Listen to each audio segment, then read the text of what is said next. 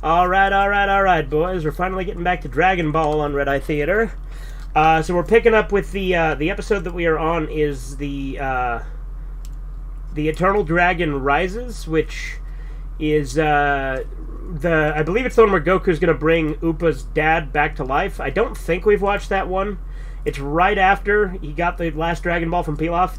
If we've seen this one before, then we're only repeating like one or two. So it's been so long, and it's a 7-hour and 45-minute stream I'd have to skim through, and even looking through the transcript, it's a pain in the ass, so we're just going to assume this is the right one.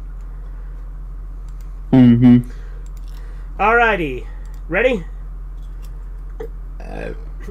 3, 2, 1, now.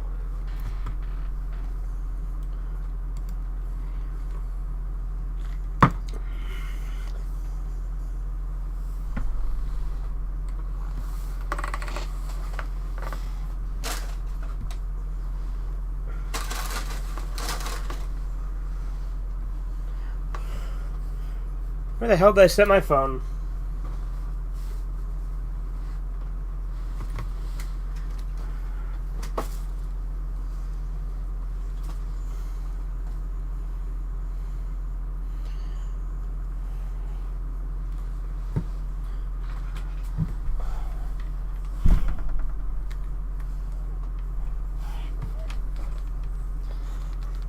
Bulma, your balls are gone.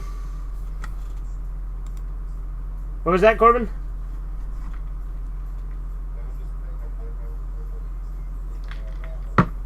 Oh, okay.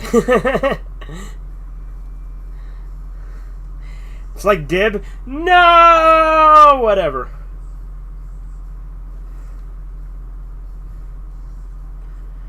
Seize the day and make new friends along the way. I forgot to put the word theater, so like the title of the stream just says Dragon Ball Season 3 Disc 3 Part 2 Red Eye.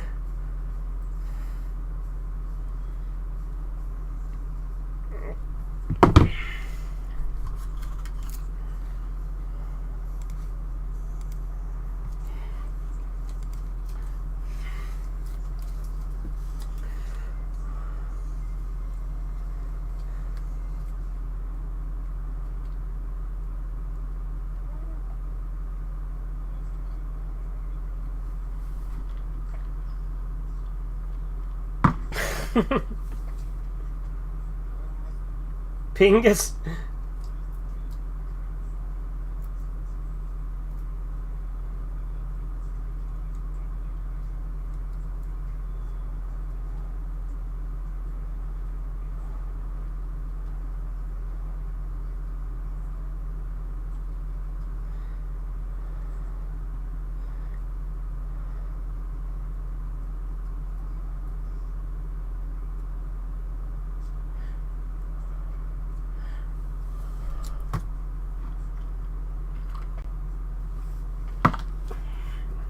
Hopefully this is the one we're on and we're not like ahead of this, because part of me feels like we were further along in the disc, but I don't know.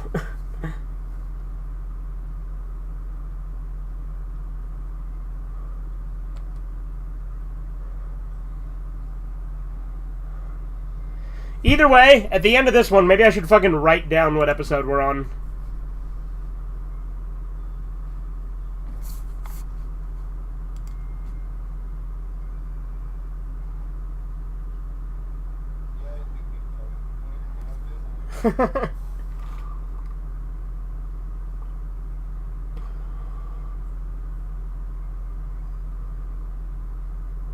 Wait, I feel like we were past this, because wasn't Goku off training on his own?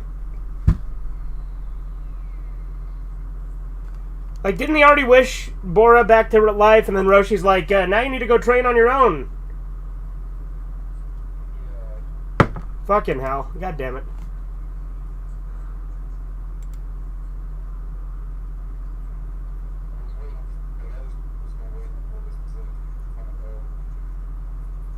I guess I'll go back to the menu, right?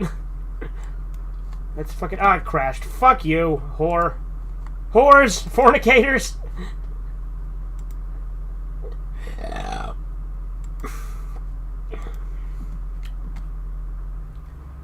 Alright, let's see. Episodes. Goku versus Sky Dragon. I think we've seen that one.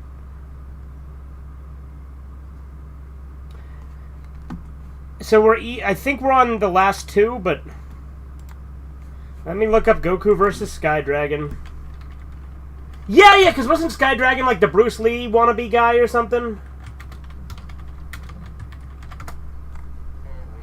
Let's see. Yeah, okay. We saw that one. Alright, it's been so long, it's hard to fucking remember everyone we're on. Goku Goes to Demon Land. Have we seen Goku Goes to Demon... No, we haven't. We're on Goku Goes to Demon Land. Now I know for sure. You want me to skip the intro this time? Alright, intro skipped.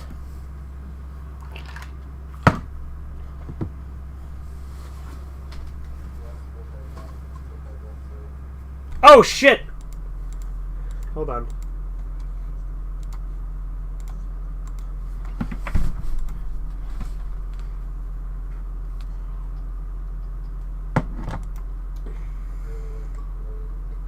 Yeah.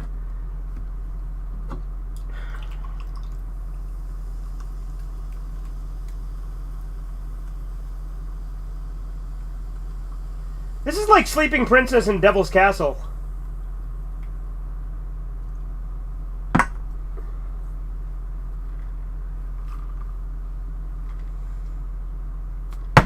Because remember, we watched Sleeping Princess in Devil's Castle.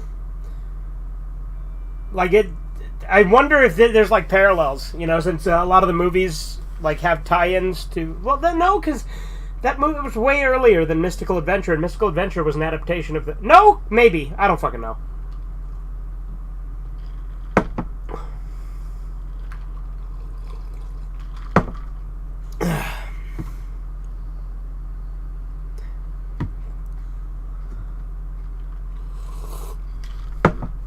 Why would I show the screen for 2 seconds, kid? Like, Toei is fucking ruthless with copyright. What good is 2 seconds of the screen gonna do you anyway?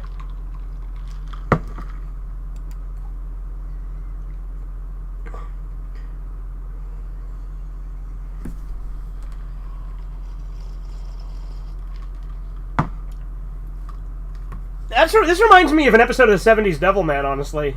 The one with the fucking demon in the mirror.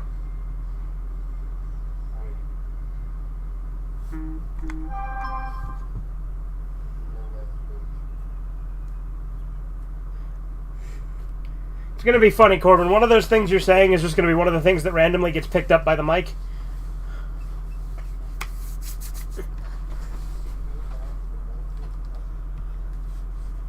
Go down to what? The Mole's Station. That's funny.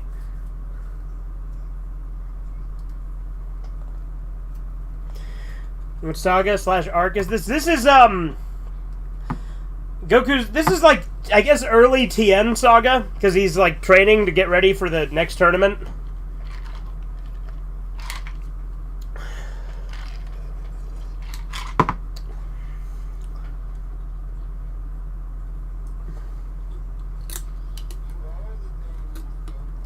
And then Goku was a zombie.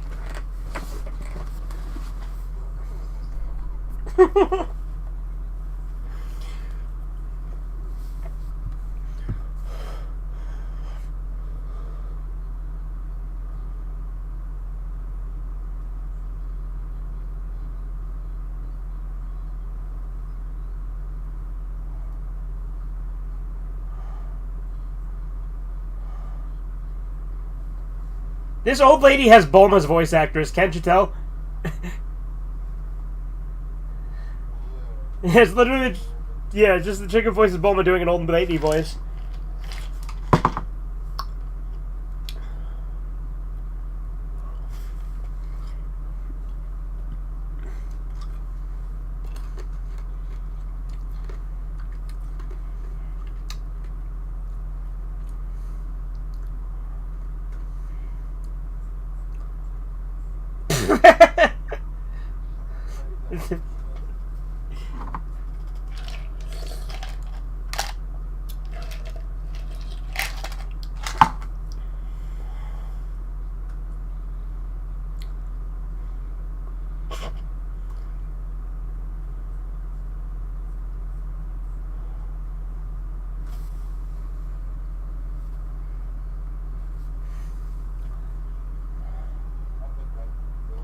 Yeah, it does sound like Godzilla music.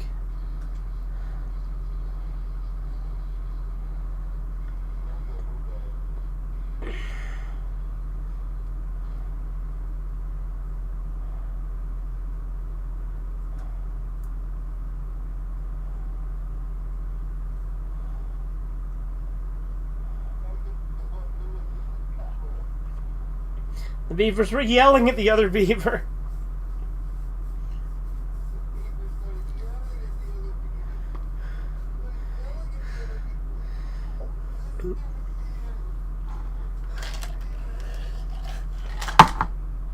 Steven's confusion was really funny.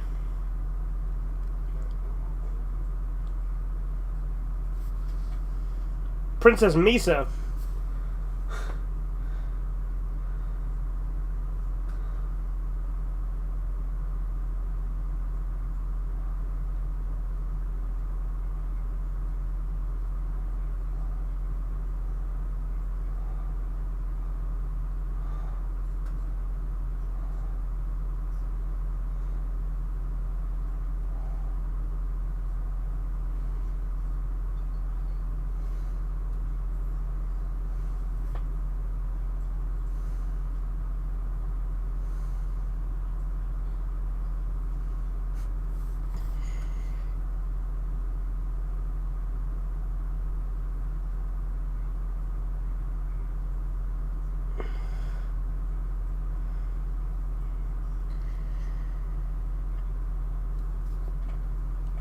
Could you imagine that if someone, like, could you imagine Goku just didn't come back and that was just the end of Goku?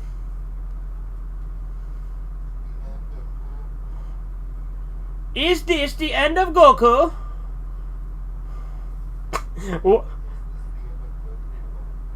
Yeah. Why I laugh?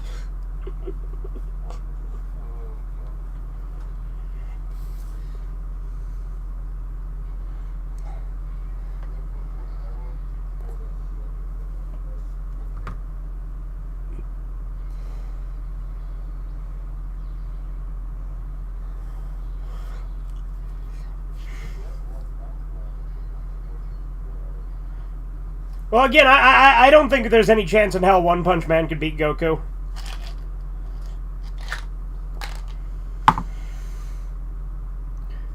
Because, like, yeah, he beats everything in one punch, but that's only because he hasn't fought an opponent like this tier, you know what I mean?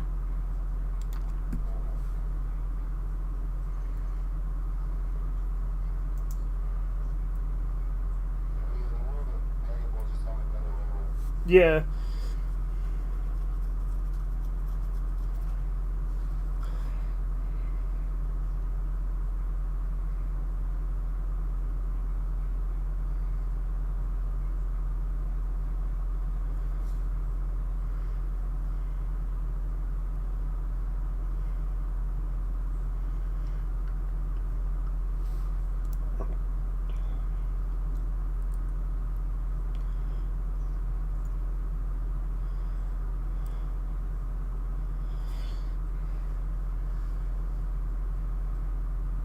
The Fiends, I prefer Raiders.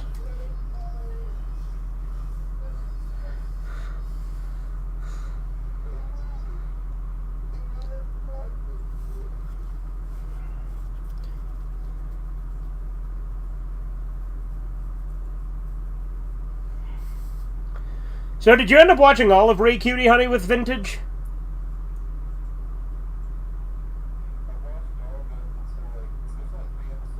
Yeah, there's only 3 episodes of Ray Cutie Honey.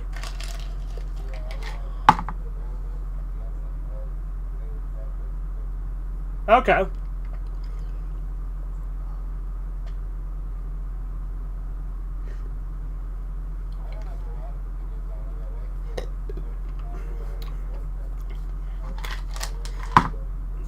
The humor. Yeah. The thing about Ray Cutie Honey, I think it's aesthetically pretty good, and like you said, it captures the Gonagai spirit a lot, but I think plot-wise it's actually pretty light compared to some of the other ones.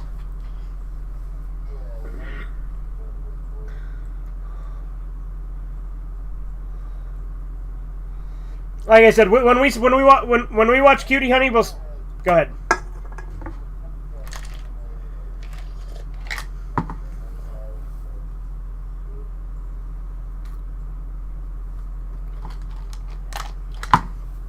Yeah, when we start Cutie Honey, we'll do the 70s one first.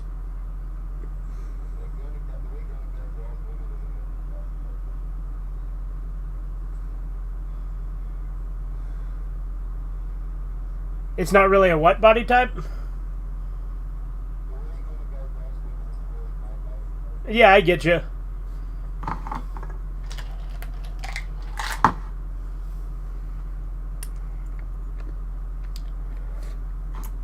Could Kenshiro beat One Punch Man? I don't know, Chisu. I don't know.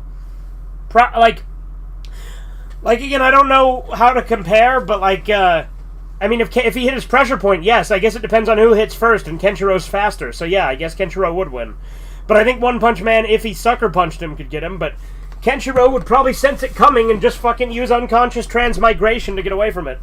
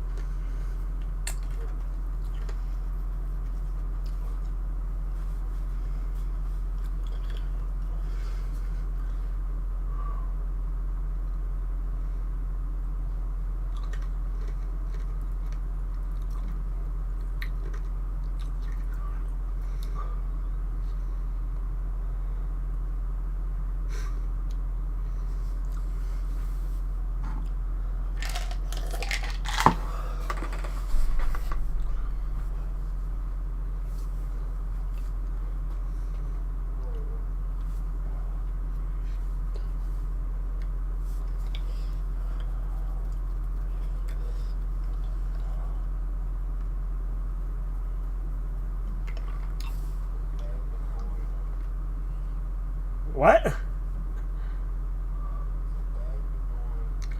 To die? What does that even mean?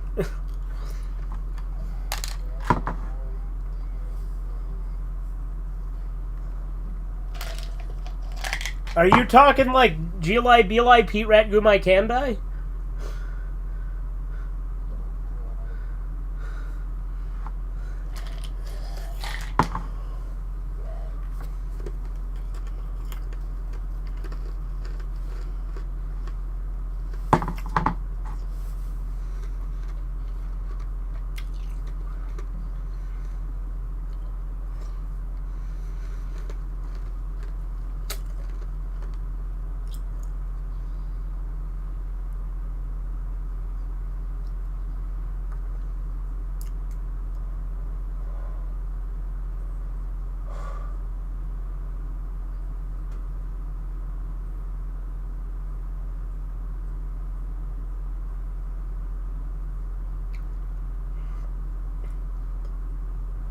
Her name is Melee. Do you think she uses melee attacks? Yeah, she pulls out a fucking gun.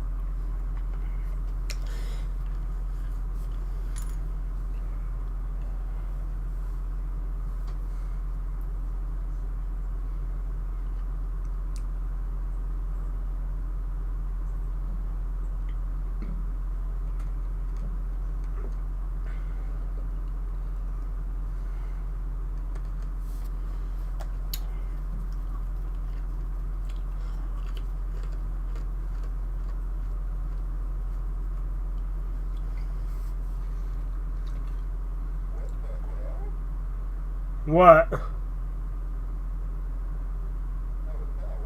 Oh! Ha ha! Funny.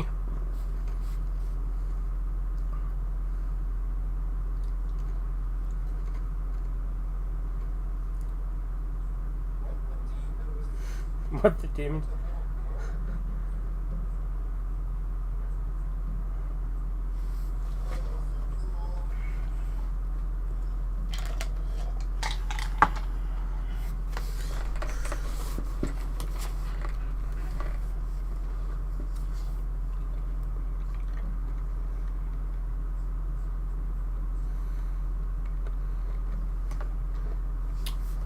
What's up, Andy?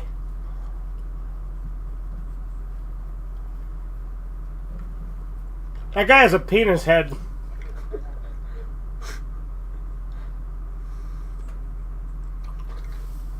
Well, it is the demon realm, right? So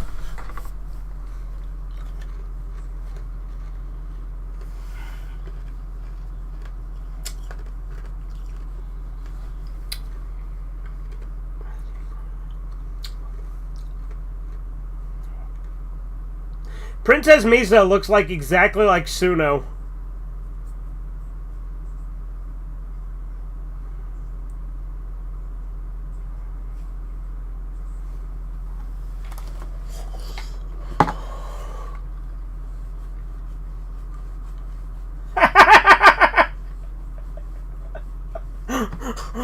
I'm not either of those guys. I'm Goku.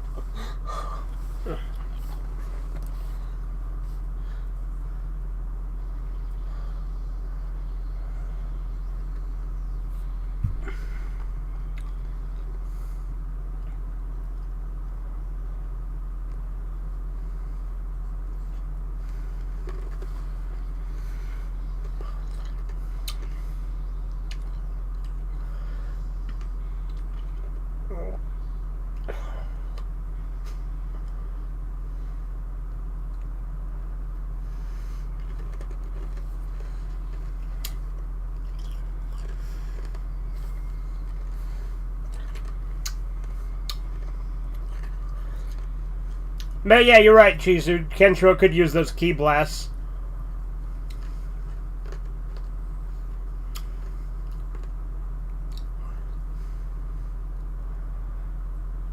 Now it is my turn, yeah.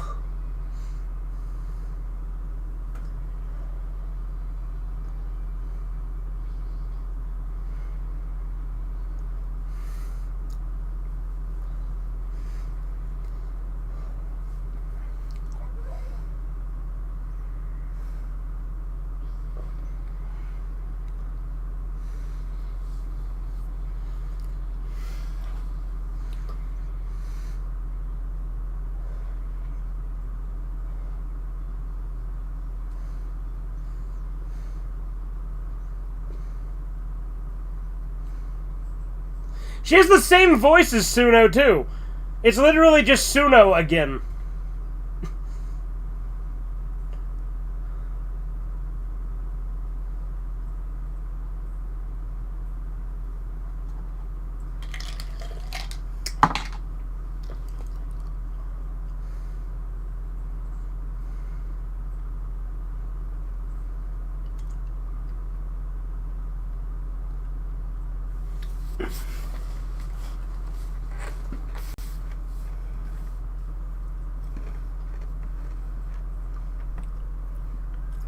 Andy, my computer is not equipped for a Blu-ray drive.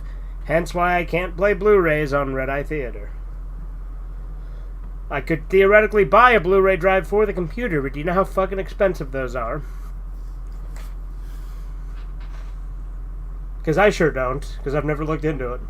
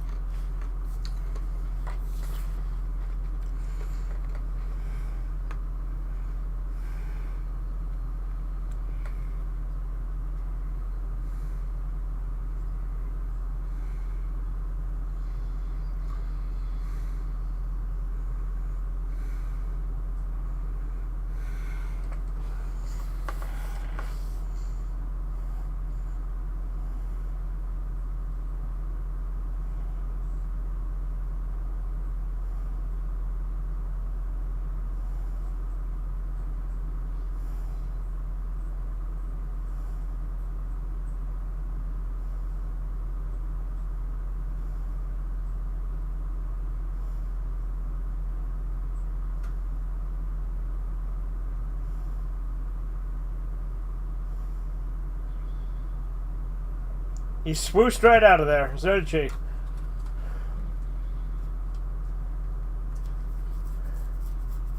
I feel like the reason they just swooshed forward there is because they were too lazy to animate them walking.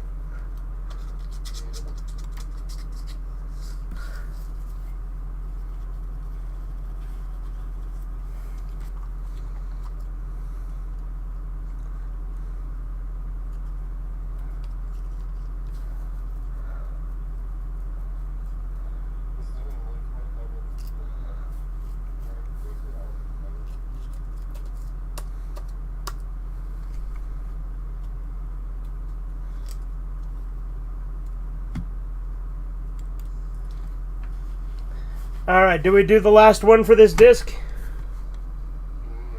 Alright, do you want me to skip this or let it play? Alright. Yeah, to be fair, we really don't get to watch this intro enough, do we? Because we always do Marathon Feature, which doesn't play the outro. Which I think is dumb. Why does it play the intro but not the outro?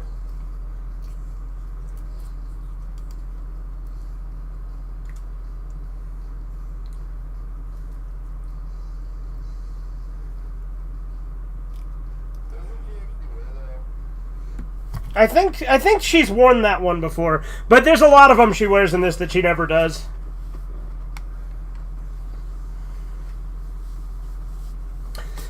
I know they sell action figures of her in that motorcycle one at the very least.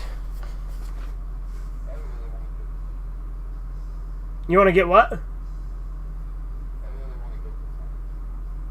Get the DVDs? Yeah. They're worth it.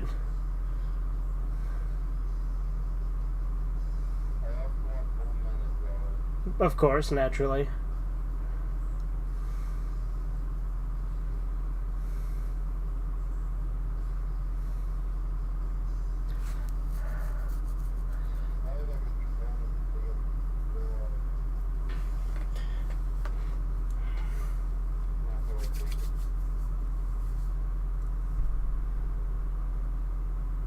And it's starting the next episode.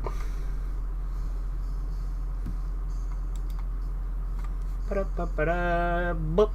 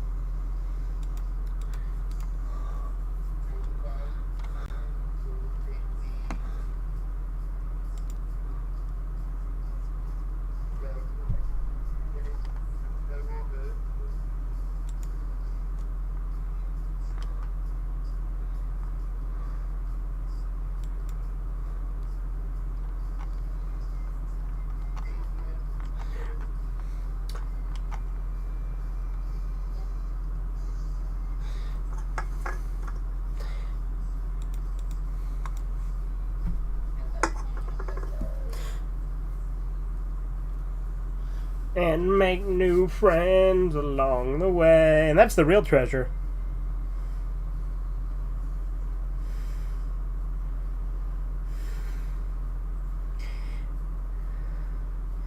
Well, Andy, I didn't read out the fucking Blu-ray comment you made, but I responded to it. Just because I didn't see it out loud doesn't mean anything. Say it out loud doesn't fucking mean anything. I responded to it. Like, it's a weird obsession.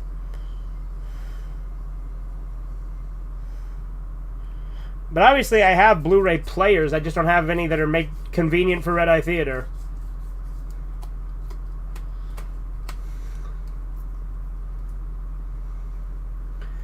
Next disc we'll actually get to the tournament, though, and have TN and stuff introduced.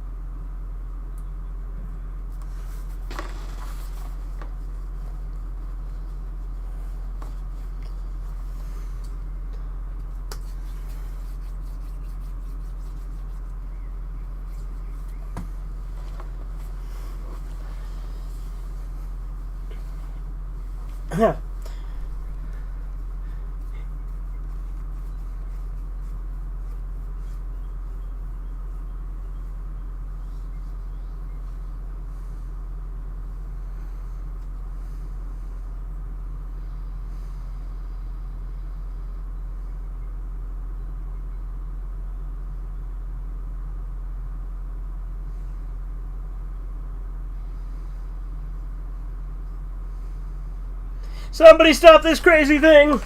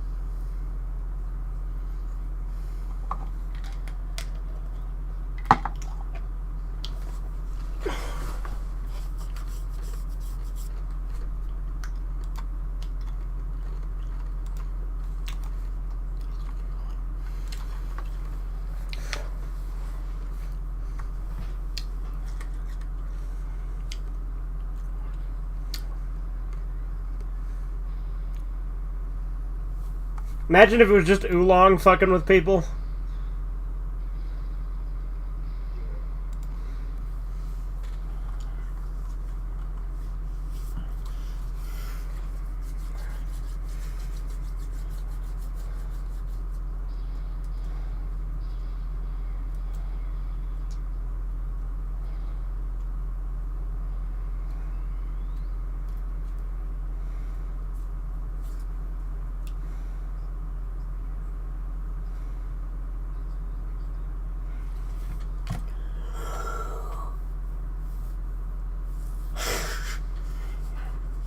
I wonder if Goku's up to the challenge.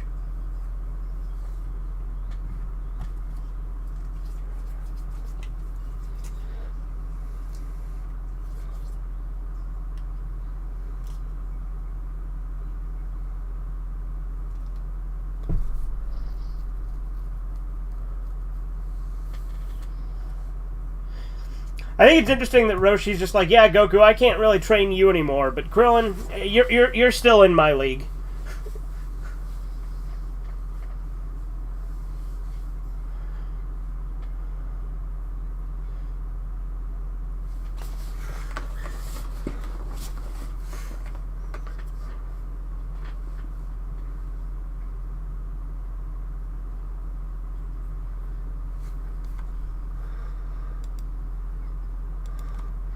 Oh, is this where are we going to get to see the flashbacks of young Roshi or not yet? I almost said Yoshi. Yoshi.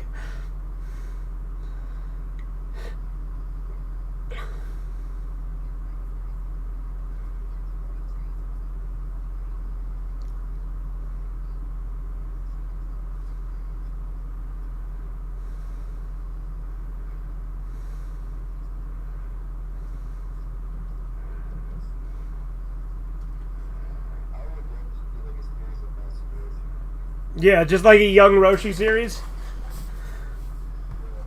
Yeah, that'd be cool.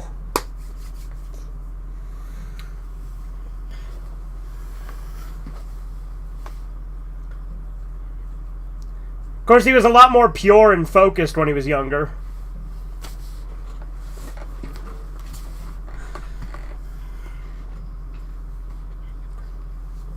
Because remember, Roshi used to be able to ride the Nimbus. Oh, hey, Tien and Chaozu. I guess they're introduced in this episode. I guess it makes sense since they mentioned Crane, who was Roshi's rival and trained Chisu and Chaozu and Tien. Yes, fucking Master Crane trained Chisu.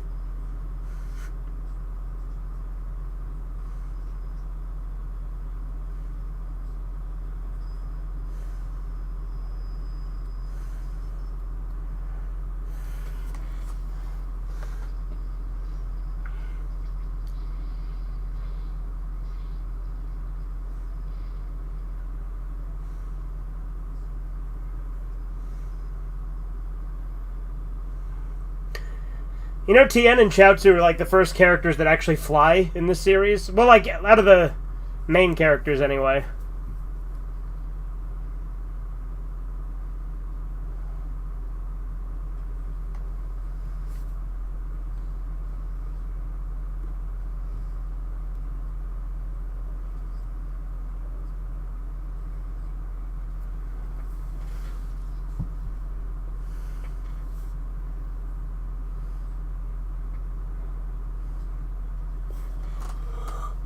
Oh yeah, they're fucking scamming people. That's right. Yeah, Tien and Chaozu are like releasing Inashikacho on different towns and then like capturing it and like taking the money for capturing it.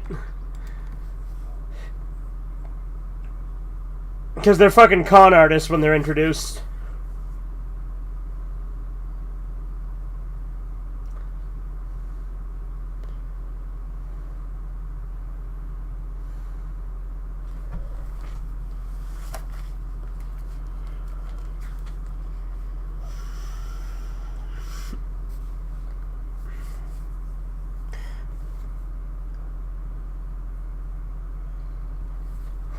You just showed up and said, Tinkle Potato? What are you, Andy?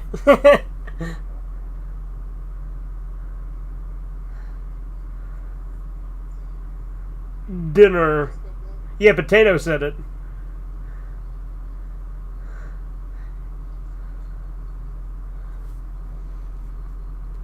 This reminds me of The Good, the Bad, and the Ugly with the way that Blondie would constantly catch Tuco and then let him go. Like, he'd let him rack up a bounty and then catch him.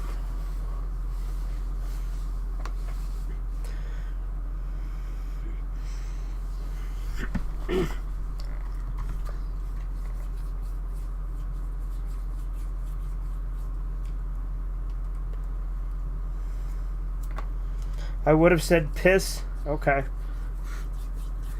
Still seems like an Andy thing to say.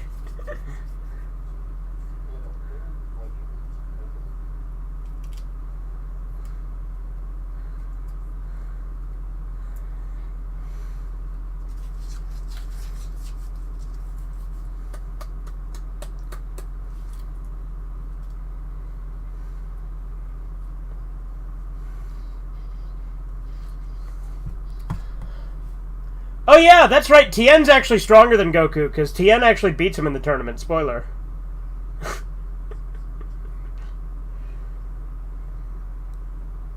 Because, like, the first time Goku actually wins the tournament is against Piccolo Jr. I think it's the only time Goku ever wins the tournament, and it's literally the end of Dragon Ball, so I guess that's fitting.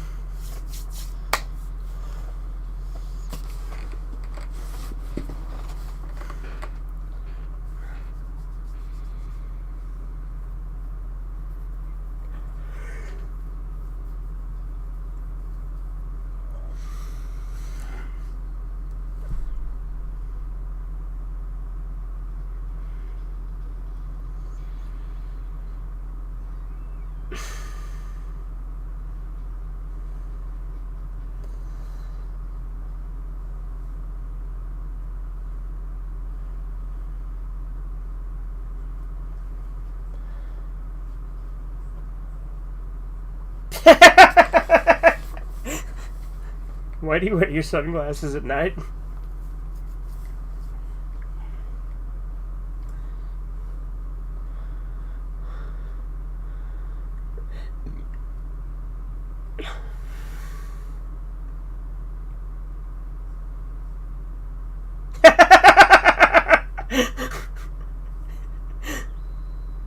Roshi's gonna Roshi.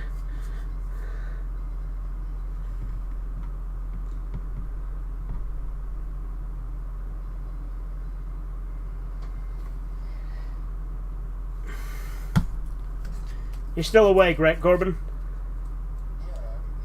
Alright, just making sure. I feel like sometimes it's my obligation to check up every once in a while.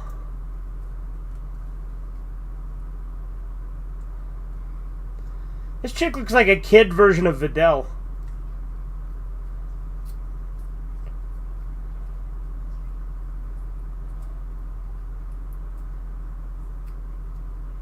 That chick really does run on sentences, doesn't she?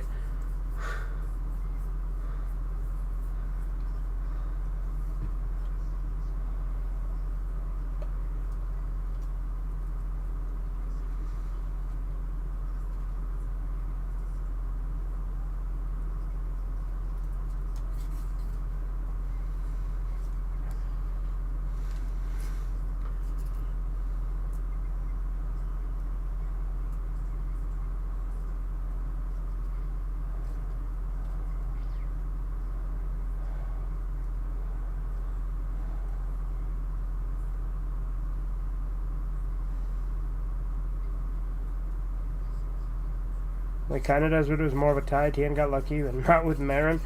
I have not seen this arc in a while, so I just remember that Goku beating Piccolo Jr. is the first time he ever won the tournament. That guy has Mercenary Tao's ponytail.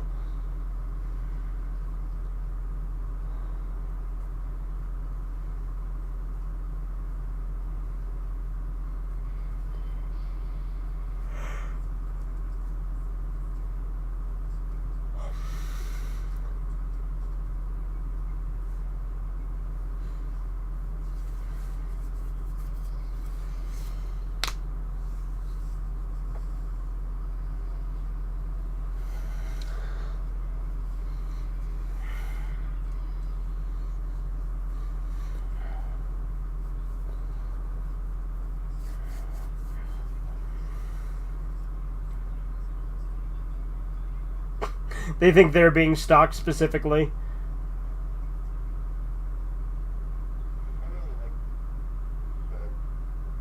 You really like what?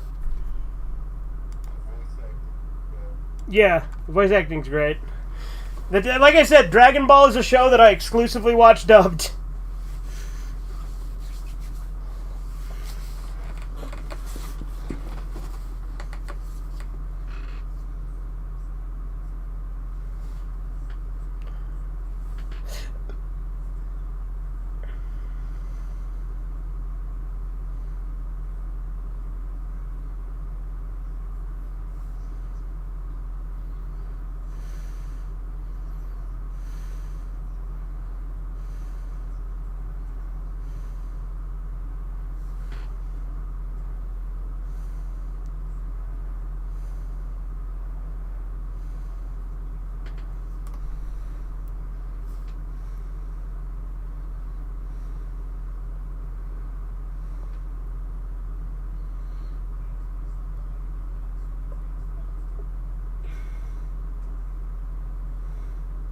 Why would they fall for that when those guys clearly conned them?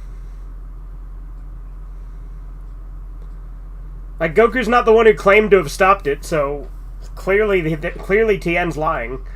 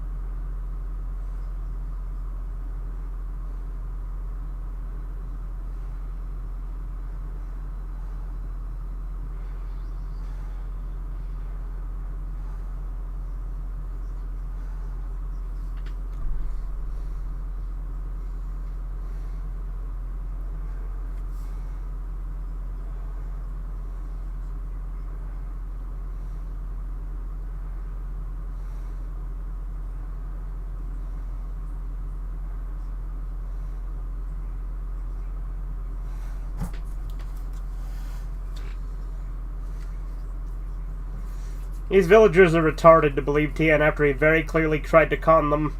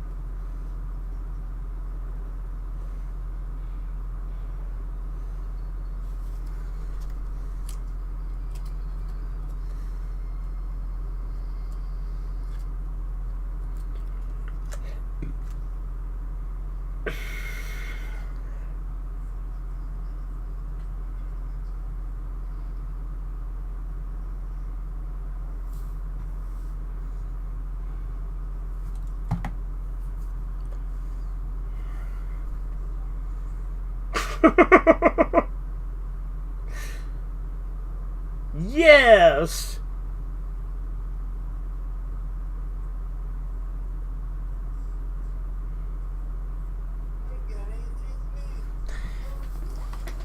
Hey, Nishikacho, don't worry, it's me, Goku. I'm not gonna eat your tasty monster brain.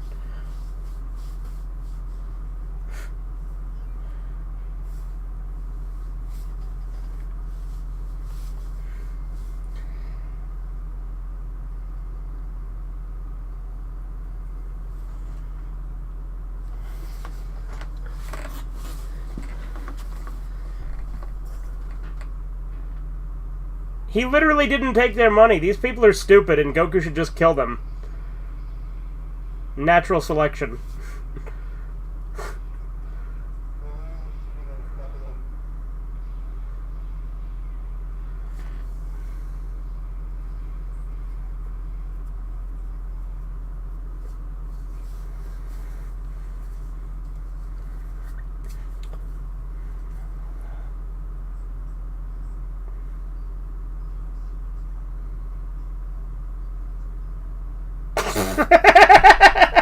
Sorry.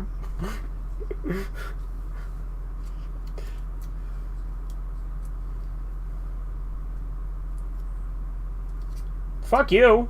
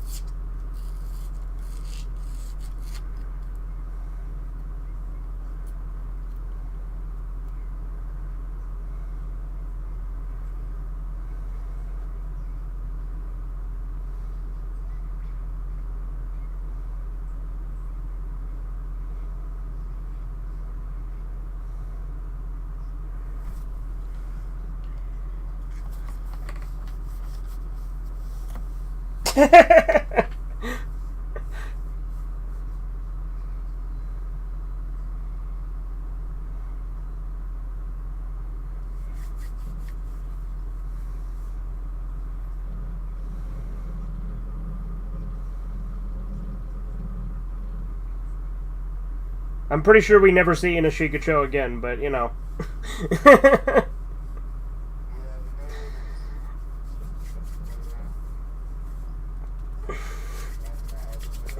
Yeah.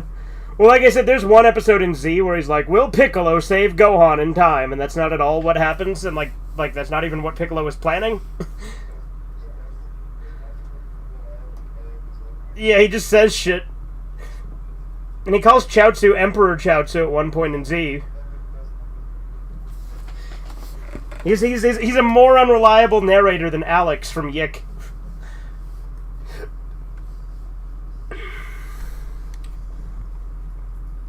Alright, well that's the end of the disc. I gotta piss. Death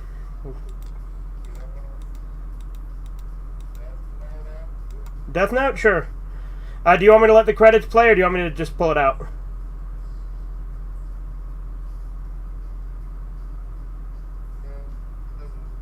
Yeah, it doesn't really matter because I'm going to go piss, so I'll just leave it for now. I'll be back.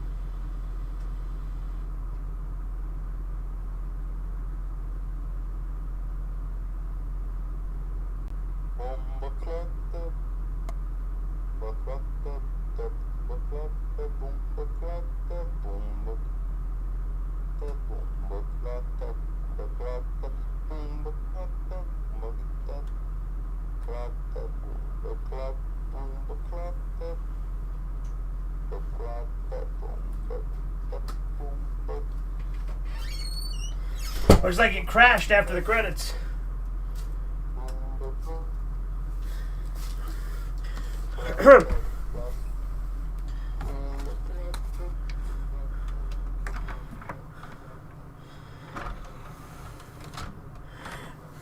Alright, well now we are on Season 3, Disc 4. So, we haven't started it yet. So, that is, I will remember that. Season 3, Disc 4.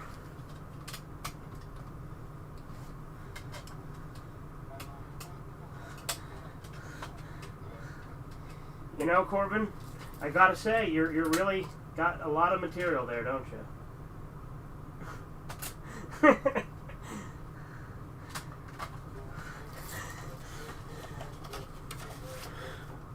Are you like Dexter when all he can say is omelette du fromage? Let me guess, Bombaclat. Alright, so Death Note, sub or dub?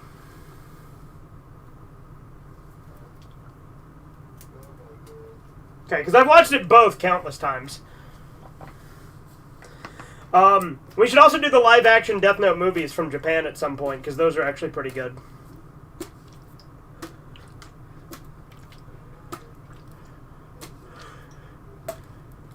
Yeah, me too. I like both. Like I said, both are good. But I'll go grab Death Note. It's in the other room.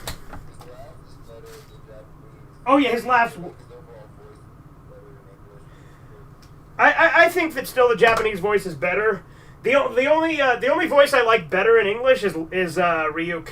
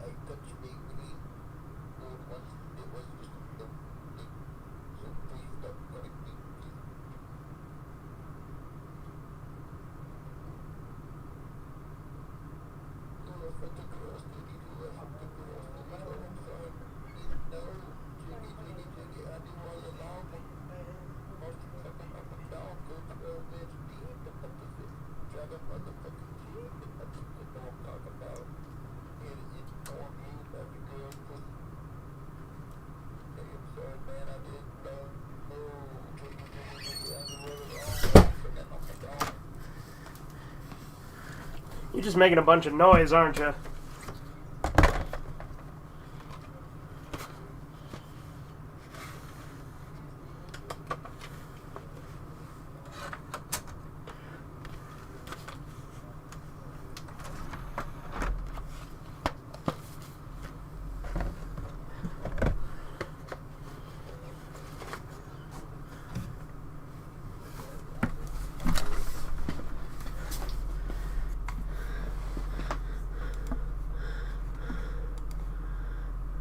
Do you just have it to alternate between those statuses, Corbin?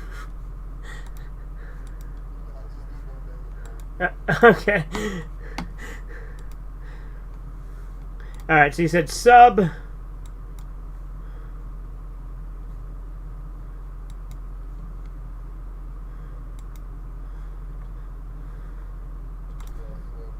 Alright. I'm paused at 0 seconds. Let me get it up here. So I haven't watched Death Note with you then, have I? No, that was Anthony, wasn't it?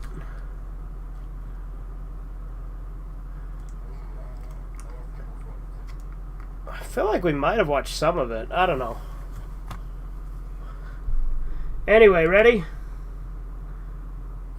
3, 2, 1, now.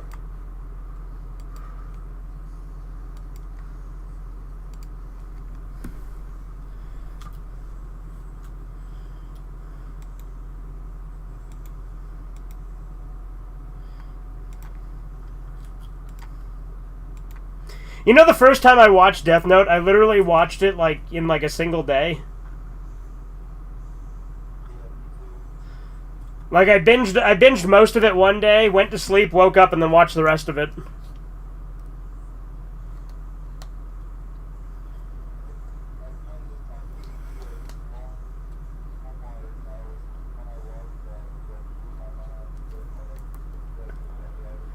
Oh yeah.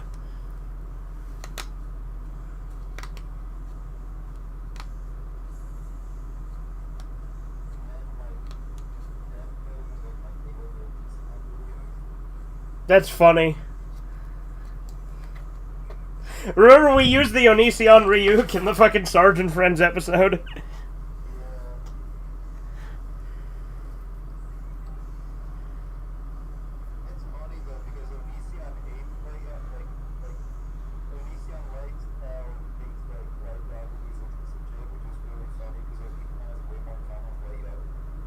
Yeah.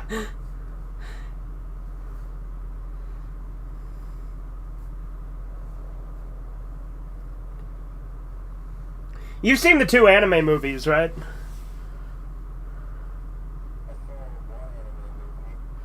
Okay. The first one is the better one because the first one has like the Shinigami that people think is that people theorize is light.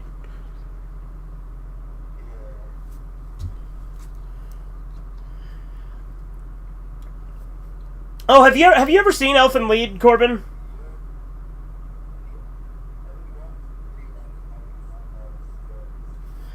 Watching my videos, how you found out about it?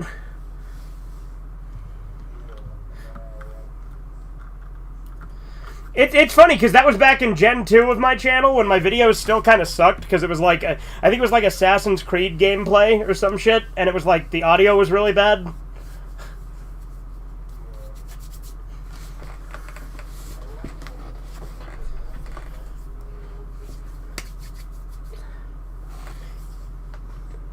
Oh, what the fuck? Why is it in English? Hold on.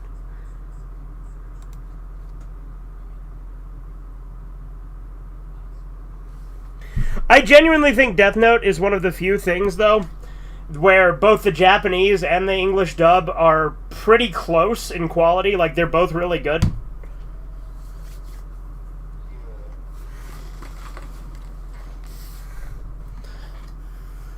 Have you seen Elfen Lied, though?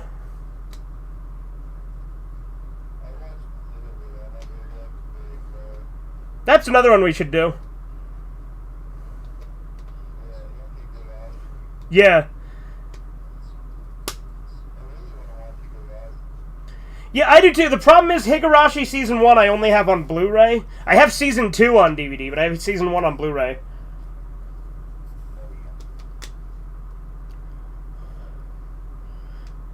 We can try and find it somewhere on, like, Archive or something, but... Or see if it's included on any services.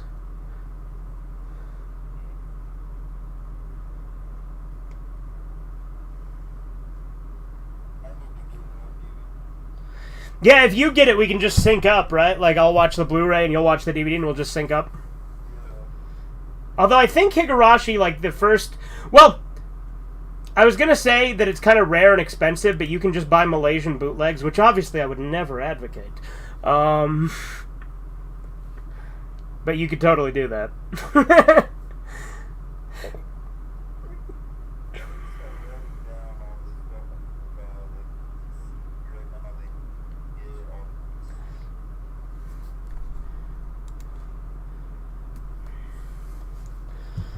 Also, like, there's that weird scene in the movie theater in the anime movie where L's, like, either masturbating or sucking his own dick or some weird combination of the two.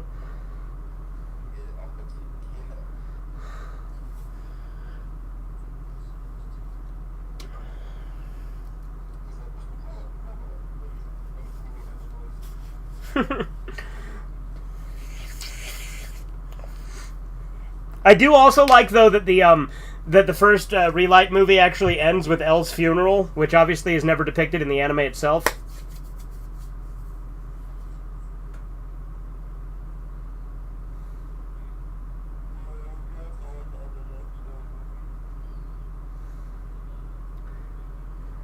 The relights are good when you want to get basically the whole series, but like shorter when you like the anime movies, because they're just abridged versions of the series.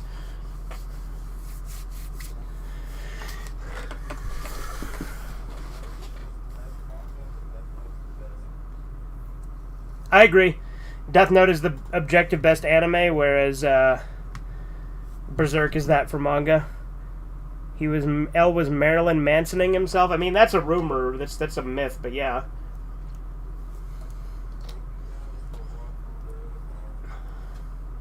Breaking Bad is the Walking Dead of anime. You said Breaking Bad. You said Breaking Bad is the Walking Dead of anime.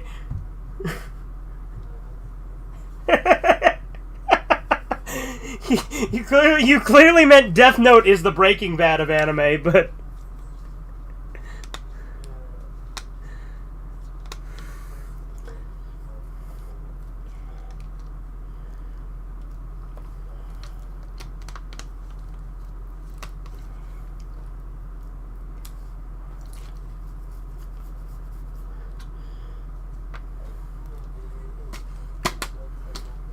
Yeah. But the video, like, it could be a joke title, but the video could actually be, like, a serious video where you're talking about, like, the objective best, like, show, movie, anime, whatever. Or you could just make it really shitposty. But, like, there, you know, there's more than one way to skin a cat. You know, testing out the many ways to skin a cat. When something appeared out of nowhere in the corner of my eye.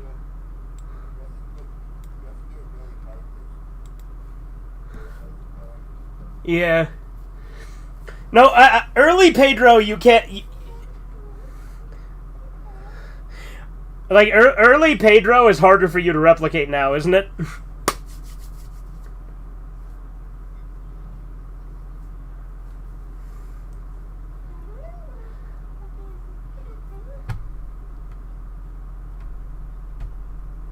I agree, Breaking Bad is my favorite anime. Yeah, there you go, based. I mean, I love it when they take those, like, bad anime memes and just replace the anime girls with, like, Breaking Bad characters. Like, you've seen that, right? Where it's, like, the anime meme, but they'll put, like, Mike or Walter there and it doesn't make any fucking sense.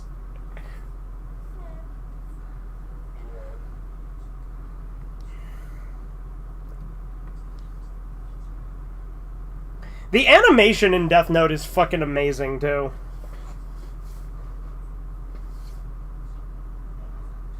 Like, the art's really detailed and shit. Like, legitimately, I do think this is, like, the objective best anime.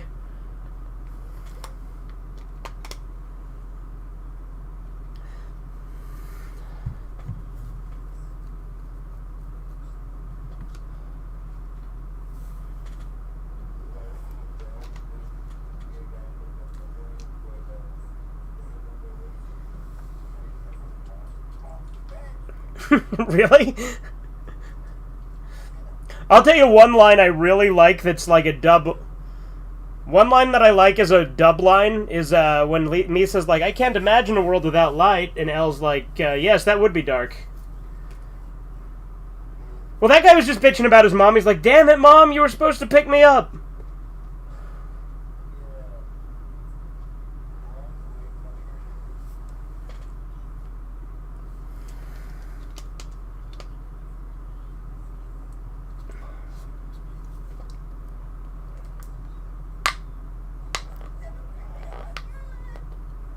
You know, in the live action movie, this guy is just the first guy Light kills. Like, the one he kills on the TV doesn't happen. Instead, he just kills this guy.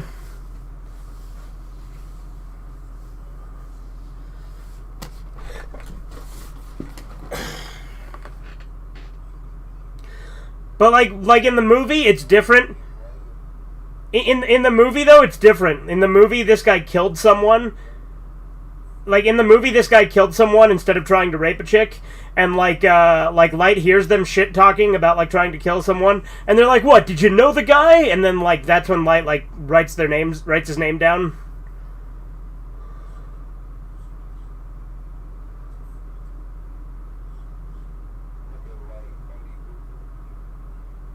Actually, no, never mind. I think he was still trying to rape the chick, but they also made it so that he had killed a guy in the movie before that.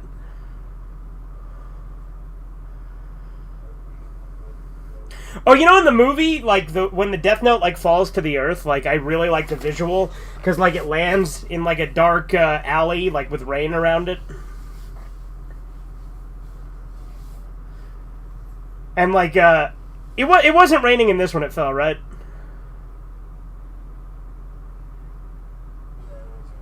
Yeah, because that's a really nice detail in the live-action Japanese movie, is that, like, it's raining, but the rain just doesn't touch the Death Note, it just stays completely dry.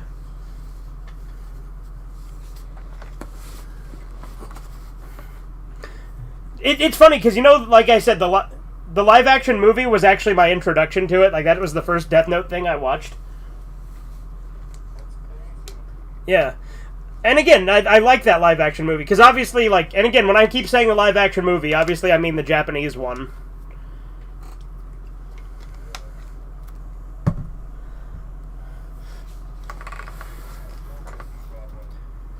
Yes, I do.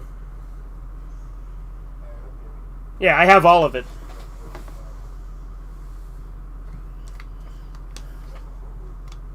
Yes, but the movie might be on Blu-ray.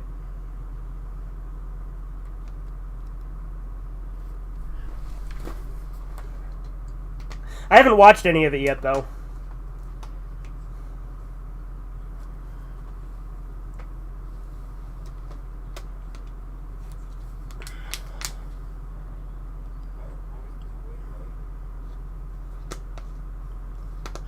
Yeah, like I said, there are things I prefer about his English performance, and there's things I prefer about his Japanese performance. It's genuinely hard to pick which one is better.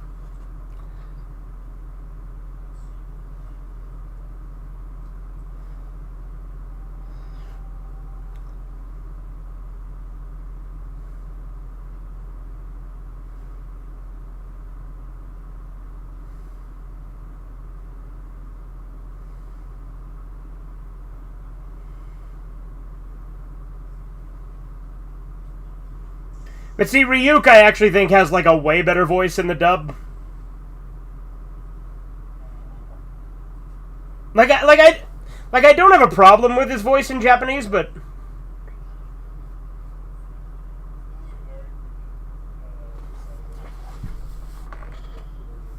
yeah, no, Willem Dafoe was good casting in that awful movie. When we watch the live action movie, do we want to watch it subbed or dubbed? Okay. Because the reason I say that is the dub for the live-action movie has the anime voices. What's that? We watched the live-action American movie with English subtitles with a Japanese dub.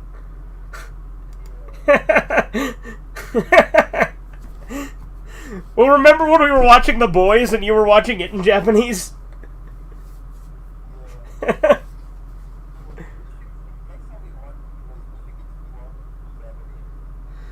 Well, you were the one watching it in Japanese. Me and Spencer were watching it in English.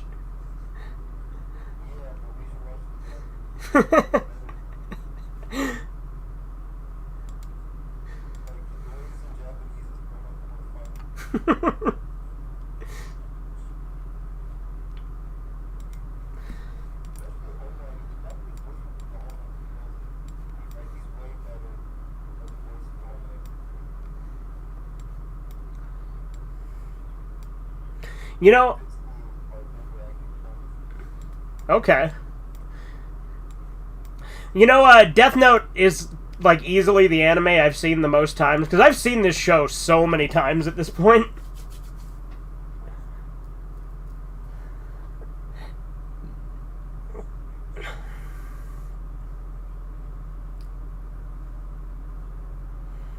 Also, Death Note is one of those cases where I think that the anime is actually better than the manga.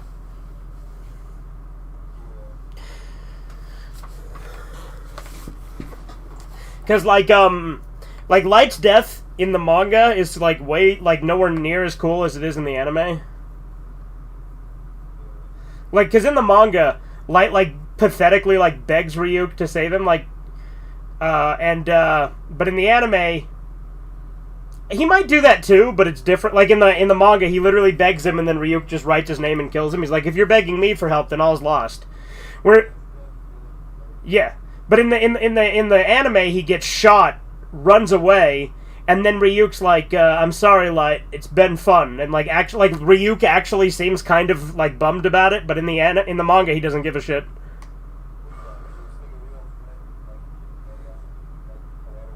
Yeah.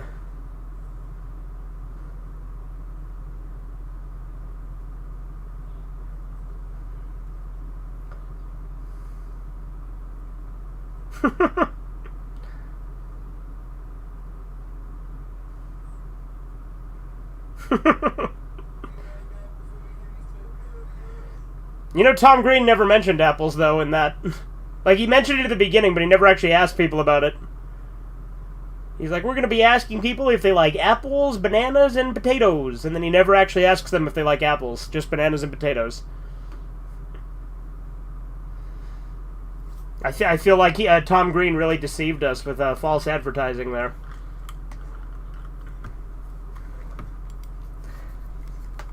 If you like potatoes, let me hear you say, "Oh yeah."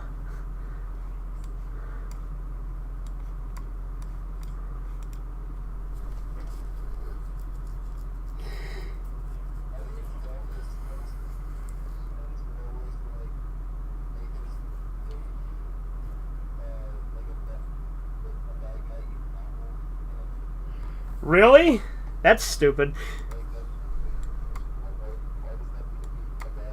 Yeah. Yeah, CinemaSins is fucking gay as hell.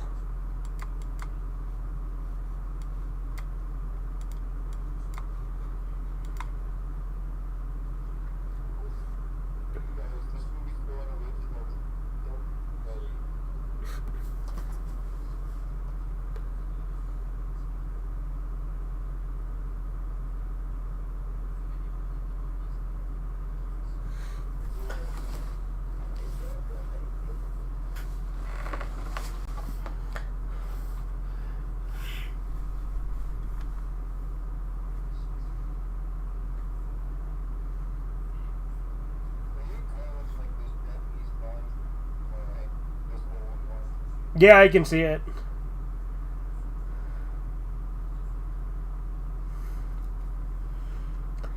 Also, with the Japanese live-action movies, it's L who beats Light, because Nier's not in the first two movies.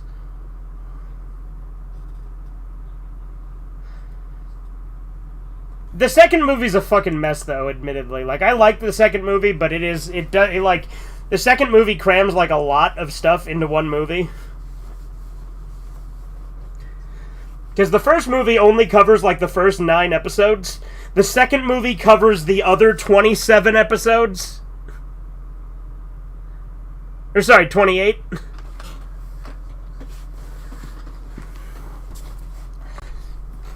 And then the third movie is like completely original, and the fourth movie is completely original. But all 4 of the Japanese movies are good. It's just 2 is kind of a mess, but it's still good. But they literally combined like you know Higuchi and Takada. They combined them into a single character, so that the chick was the one who got the notebook when Light lost his memory. Like it's like I said, there's a bunch of weird shit in the second movie, but it's still good. And like I said, Nier and Mello aren't actually in the second live action movie, but L like tricks Light. Oh yeah, no, the soundtrack's great. You know which song I really like on the soundtrack? That one that's not actually used, but like Blame It on Jorge and those kind of channels use it all the time. It's that one called Kira Special Investigation Unit. I don't know if you know which one I'm talking about, but I'll show you later. It's always used in like creepy YouTube videos.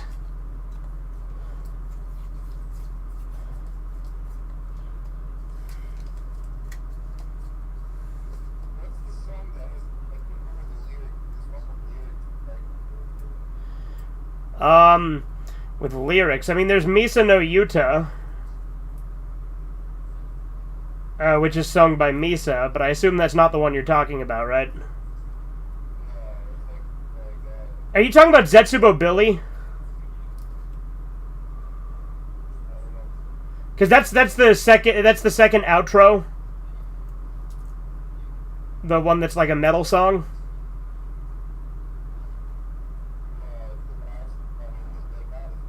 It's not one of the intros or outros.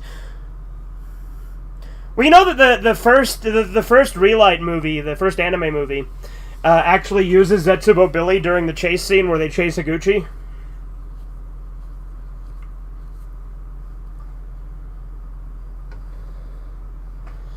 I'm trying to think what other songs. Judgment. I think Judgment has lyrics. So it's probably Judgment you're thinking of. Yeah.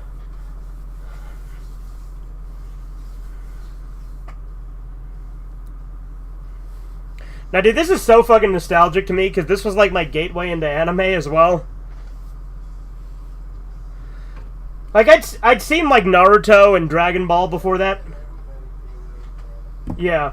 Like, I saw Naruto, Dragon Ball, and Pokemon before this, but, like, it wasn't until Death Note that I really understood, like, the whole, like, when I got into, like, the anime culture to a degree. Like, obviously, like, I'm still separated from it to a degree, because I despise a lot of shit with fucking anime fans. Like, weebs piss me off. The musical? Like, there's not really a way to watch that, though. Where would we watch that?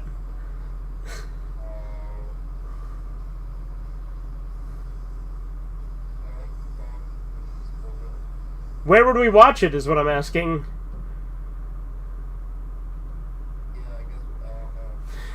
So should we just let the we're doing the next episode as well, right?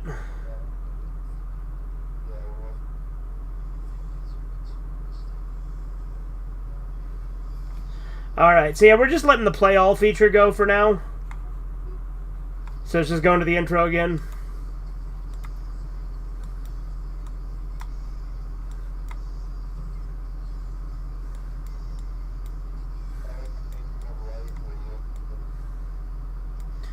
The painting of Light and Ryuk, what?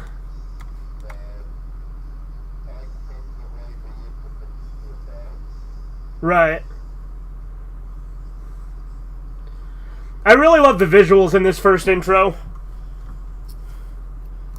Granted, I like the visuals in both intros, but I do think I prefer the visuals in the first intro. Oh yeah, yeah, yeah. What Up People's a far crazier intro, but it's Maximum the Hormone, and I do like them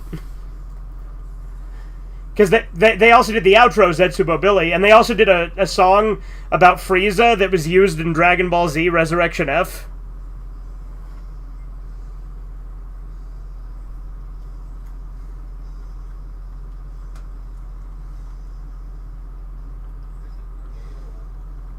Uh-oh, are you gonna die?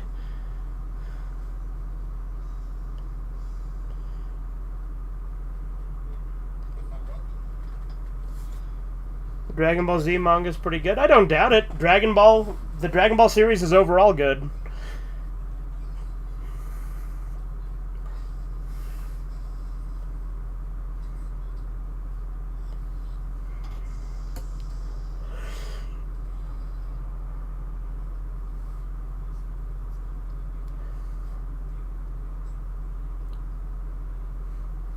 Also, like, in the manga, it's 100% confirmed that heaven and hell don't exist, but in the anime, it's left ambiguous.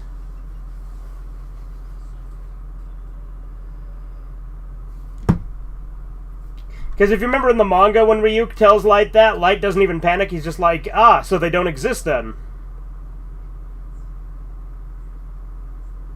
And then Ryuk's, wait, how'd you know? And he's like, it's obvious.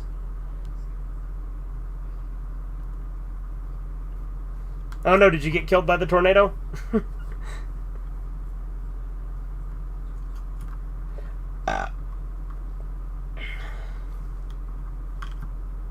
You still there, Corbin? Oh no, you're all quiet. Guys, I think the tornado got him.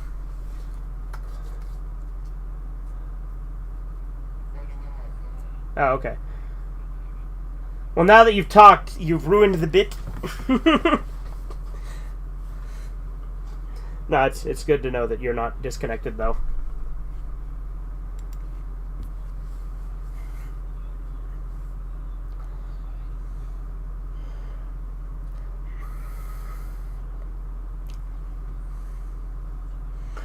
Also, the first live-action movie has this really convoluted way that he gets this chick killed. Because, you know the chick that he goes on the date with on the bus? In the live-action movie, that's, like, his girlfriend, who, like, is, like, a lot more prominent. But, like, he makes it so that she dies.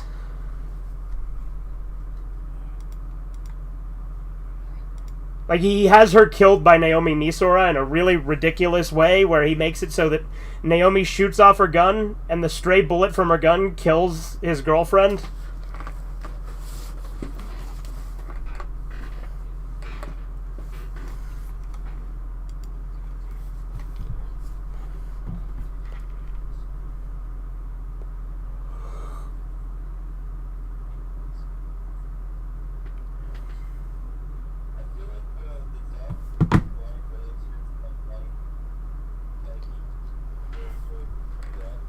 Yeah.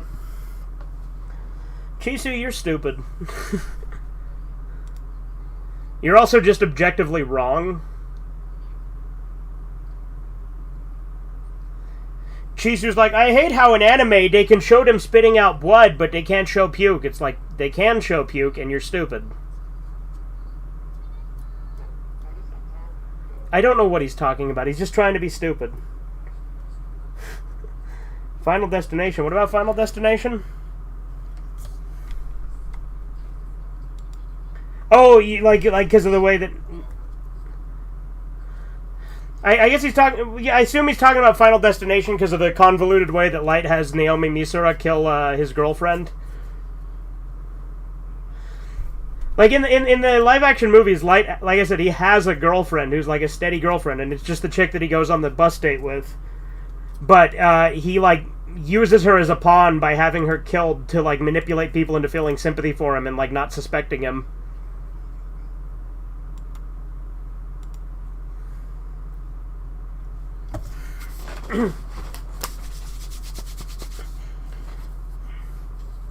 Also, you know in the movies, Light's dad survives?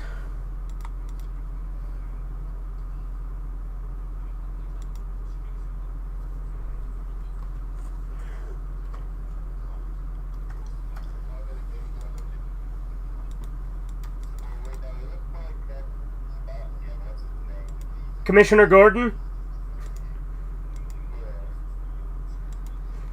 Yeah, I could see it. Light's dad would be is like a Japanese Commissioner Gordon.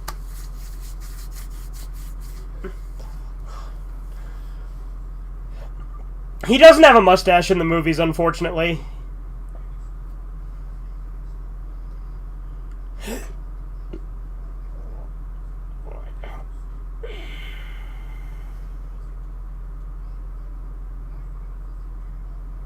But what about Light XL and the episode they kiss? They don't kiss, Chisu. You should... I can't... I'm not gonna... It's a joke I was doing, but I would have violated terms of service if I would have continued.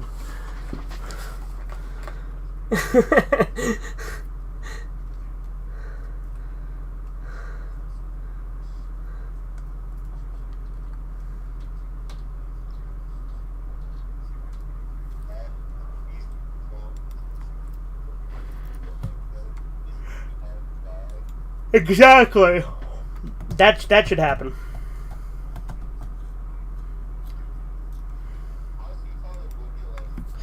Yeah. If you ate Chisu's brain, you would get a horrible brain parasite.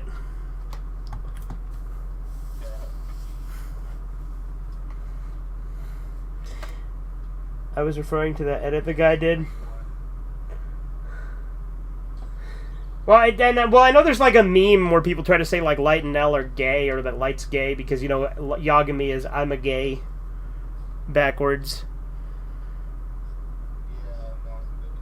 Yeah, well, yeah, the foot thing, but that's clearly like it's like a biblical thing. Yeah. Like, I'm not gonna deny.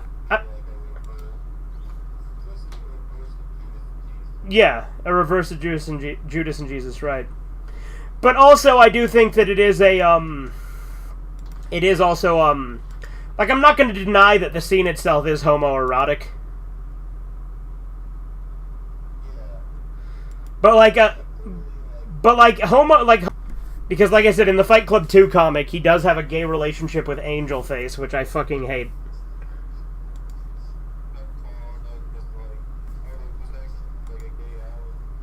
No, but that's the thing. He's literally said that it's not. Like, multiple times. Do you know what Chuck Palahniuk has said he thought of Fight Club as?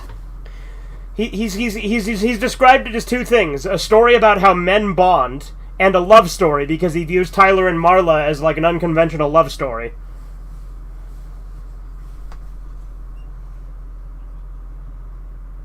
Which I think is kind of stupid, because I definitely don't think of Tyler and Marla as a love story.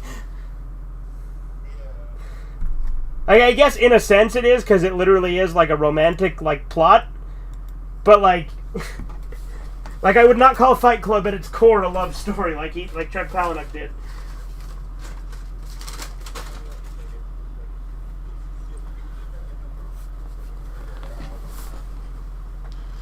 Yeah. Well, the thing is, in the book's not that much different when it comes to their relationship.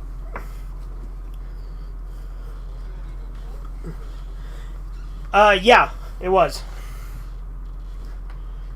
Wait, Chisu has a brain? That's a good point. He wouldn't make the best cannibal feast. Like, a zombie would crack open his skull and be like, "Oh, this is disappointing."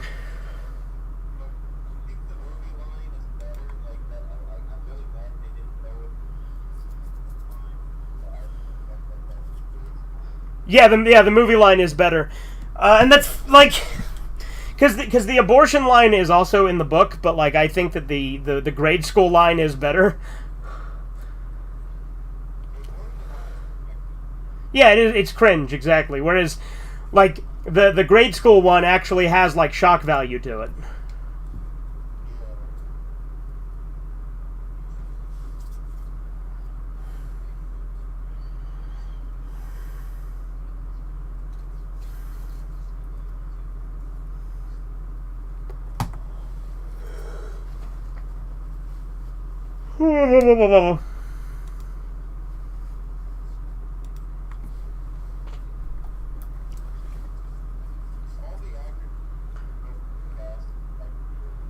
Yeah, even though there are things that like are different about the characters in the movie, like Like, some of the ways the characters are described in the book isn't how they look in the movie. Like, Bob looks pretty similar, but, like, he had, like, blonde hair, and that was, like, a big thing in the book.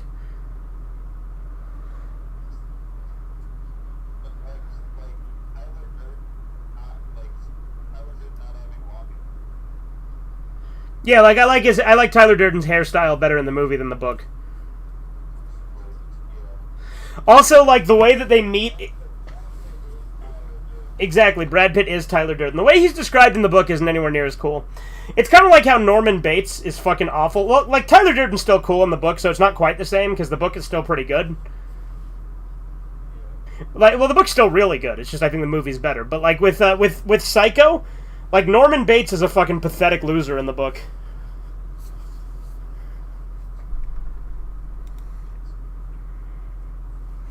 Like, you know, in the Psycho novel, Norman Bates is like a fat, like, 40-year-old incel who, like, drinks heavily and worships Satan.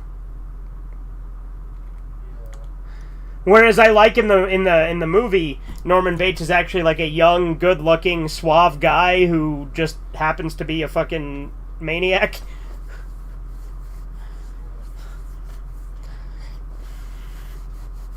Because his mom was also a maniac, to be fair. Because, like, that's something I fucking love about Psycho 4, is you get to see how awful his mom was.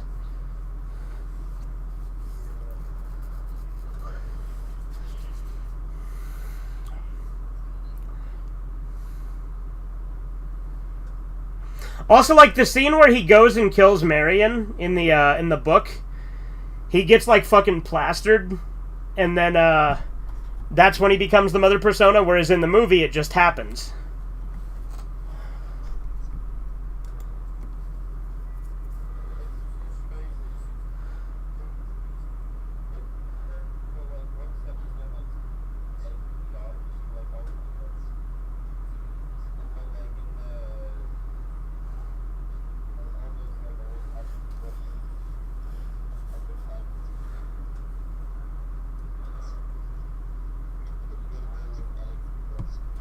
Yeah, although I do think that those restrictions in some cases actually made the movies better, because some of the stuff that was kind of cringe, like, got cut out.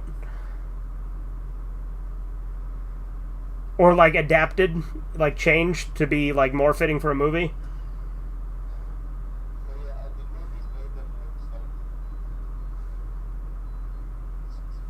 Like, granted, I do still... Obviously, I like over-the-top stuff, and I would love to see, like, movies adapt shit and not have to censor it, but sometimes the restrictions do actually lead to good results.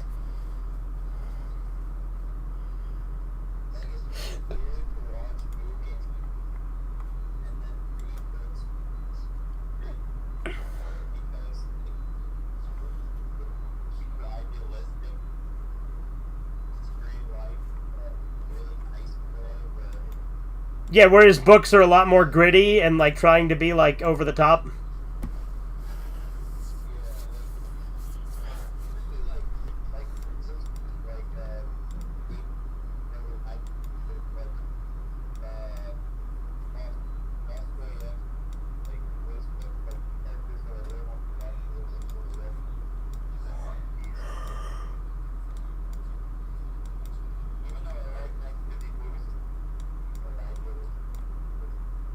Right.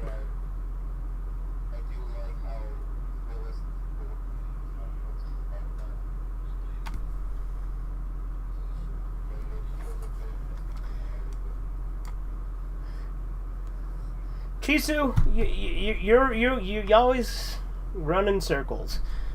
Like, you just don't get it. He's like, I wrote something that's a bit long, but you might like it. I might not.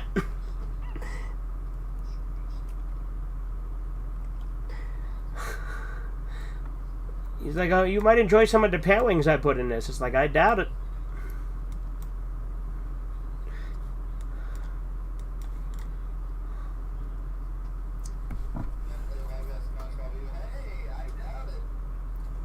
Hey, I doubt it. Yeah.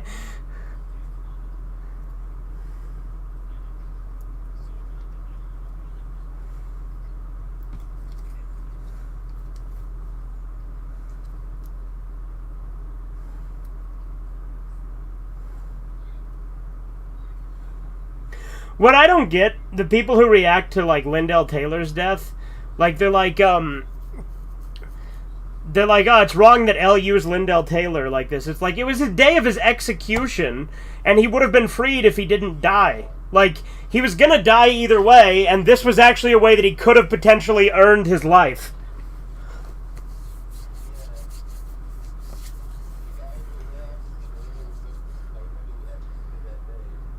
Yeah, like, I legitimately don't think there's anything immoral about the way they used Lindell Taylor.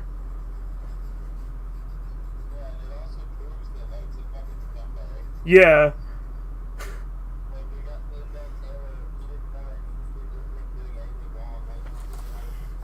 Yeah. Yeah. Yeah, like, this was Light's biggest failure. This was the thing that started the butterfly effect that eventually led to his defeat. Yeah.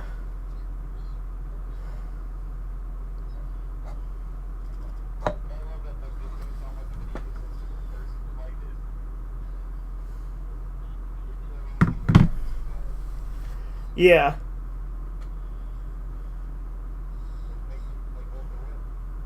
Yeah. Walter White and Light are actually pretty similar.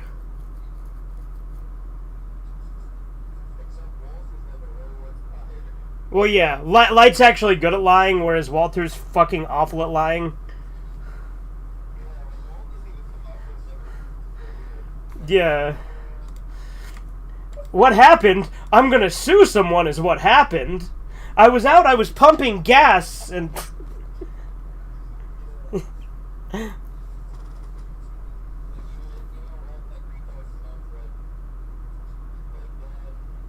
Come on, stop the bullshit.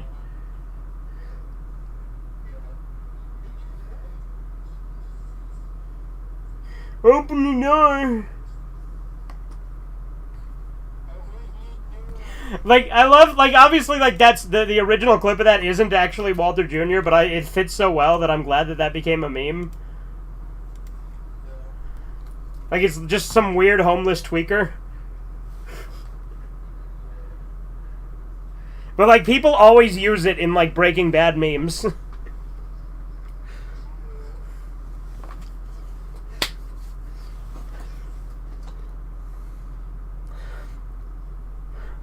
Well, here's the thing, right? Like, Light is still my favorite character, but I actually, like, agree with L a lot more now, which is ironic, because when I was younger, I agreed with Light a lot more.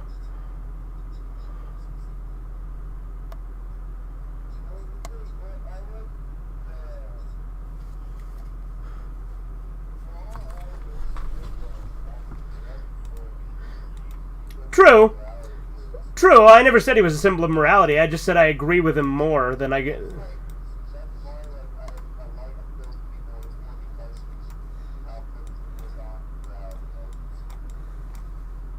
Well, like I said, like, Gotcha.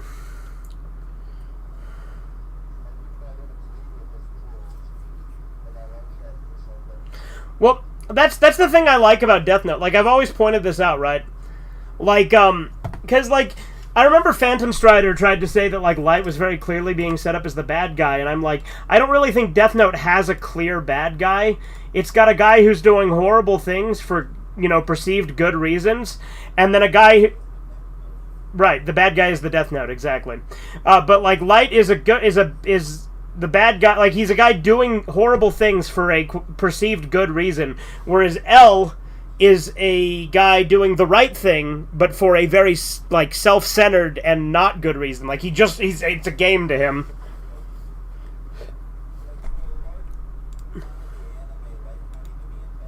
Yeah. Oh, you know what else? Actually, when you think about it, L... Oh, hey, Hybrid.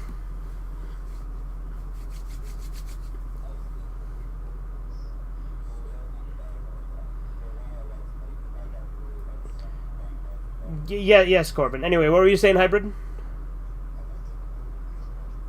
We're watching Death Note right now. We're just doing we're doing anime stuff today.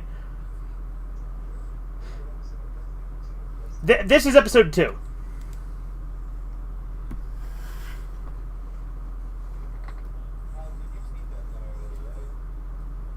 Yeah, I was gonna say, who hasn't, right?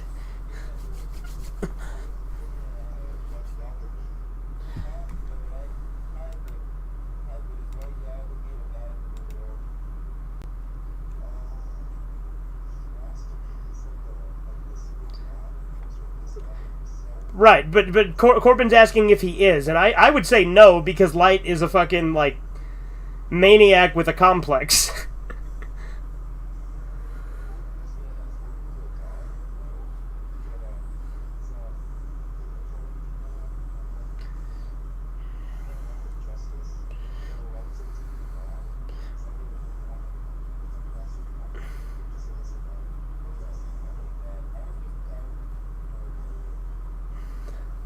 But no, the thing...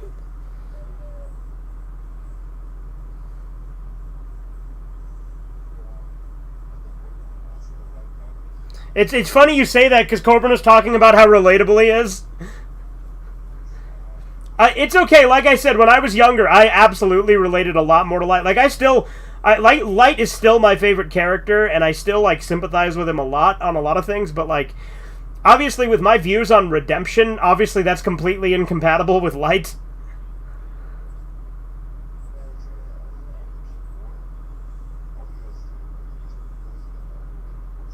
Absolutely, I believe in redemption. Yeah, I don't believe there's a such thing as a point of no return.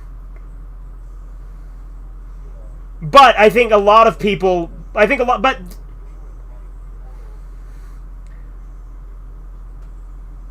right, obviously you don't agree with Light's morals, but the obsession with morality, yeah. Well, when you think about it, in a way, and again, this is just me being fucking faggy and putting philosophy into the... I mean, Death Note's all there for philosophy. That's not being faggy. Death Note's all about philosophy. But the thing is, I would argue that both Light and L, in a way, are objectivist characters.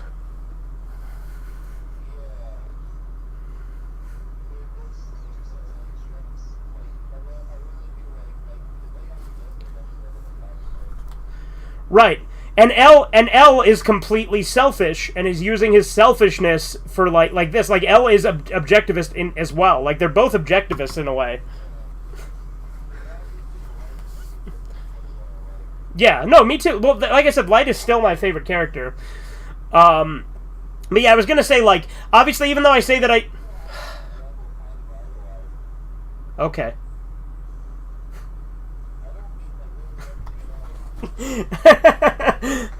Well, like, look, Corbin, when I watch it, I still root for him to win, even though I know he's not going to.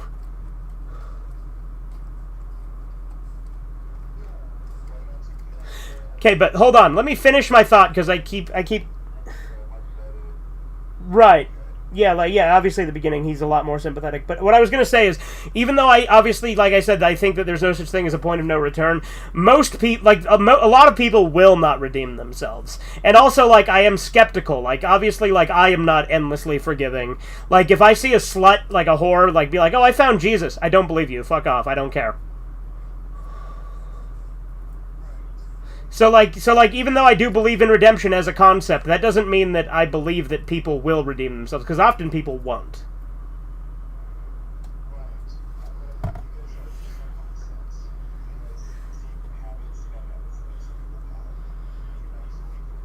Right, right, and right. I absolutely believe in the principle of redemption and forgiveness to a degree, sure. But like, obviously, like for instance, with like drug addicts, at a certain point, you have to realize when enough is enough, and they're not going to change. Even though they still could, and I don't think they're... Yeah, no, I'm pretty forgiving as well. But there does get to be a certain point where even if I forgive someone, I will choose not to associate with them because of their bad habits. Yeah, like Chisu, who, by my own logic, I should just time out, but I haven't. Um,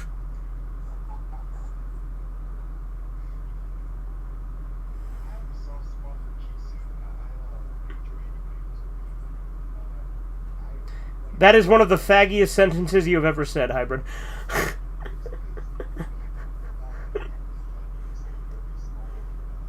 No, it isn't. That's not true.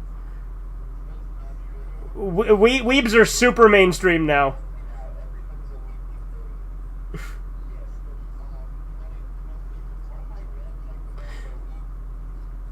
Just because people don't call themselves weebs doesn't make them not weebs, Hybrid.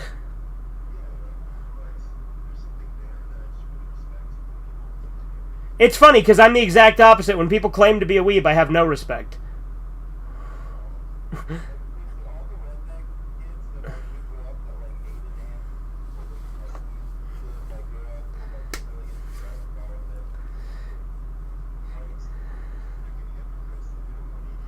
Oh, you know, I used to bully the shit out of Kyler for like how obsessed he was with Death Note, and now I'm very clearly more into it than him.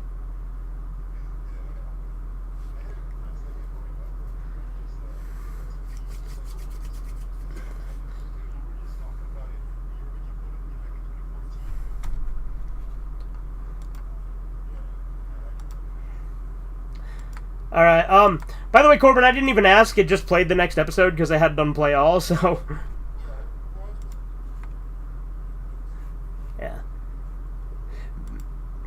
So what you been up to today, Hybrid? Oh, I was just asking what you've been up to today, but you can tell your thing you were going to tell.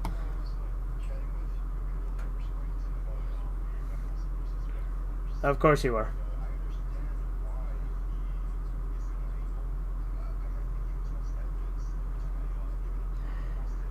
Well, here's my problem.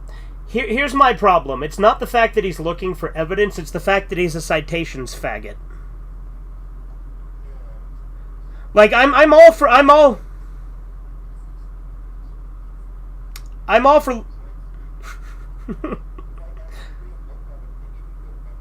yeah. Like, I'm all for, like, saying, well, like, why do you think that? Like, I'm all for, like, trying to find... like, evidence to a degree. Like, even if it's just something that's observable. But when you're just like, citation? Fuck you. Oh, yeah, no, feminists are subhuman.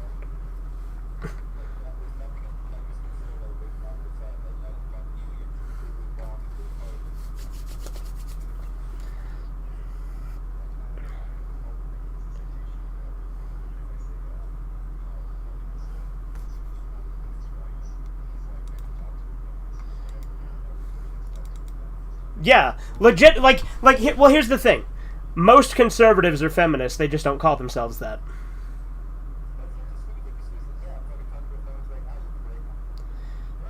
Yeah. Well, it's like he's like, have you like, you don't know what feminists believe? Yes, I fucking do, because they're very fucking loud about it. I don't need to read their literature when I just listen to what the fuck they say.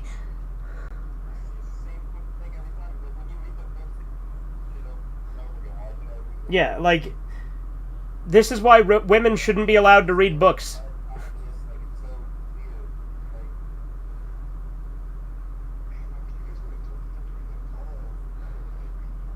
Well, you gotta remember, I don't really care to argue with people I view as beneath me. Which should tell you, Hybrid, even when I was being a prick to you, I argued with you all the time, which means I didn't view you as beneath me, even if I said that I did.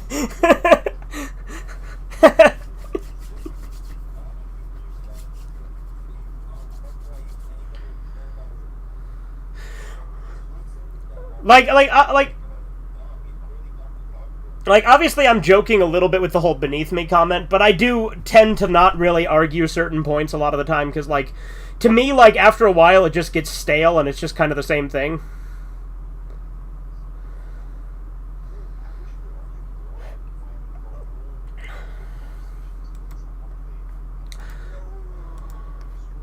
Well, but here's the thing, right? It's like we're ganging up on a retarded child at that point, because me, you, Corbin, Hardluck, and Vintage were all against that guy. He was doing a pretty good job of destroying himself. Like, legitimately, he just kept getting angry and shrieking, and then saying that Hardluck was triggered, when Hardluck was actually being the sensible one in that case. No, we did not.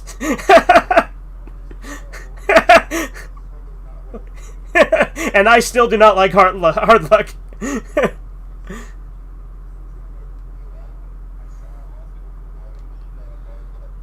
No, Hardlick didn't join the call. Corbin's just been, like, trying to get him on a call by spamming the hell out of him. No. Like, he's in the group chat because Corbin, like, tried to call him in.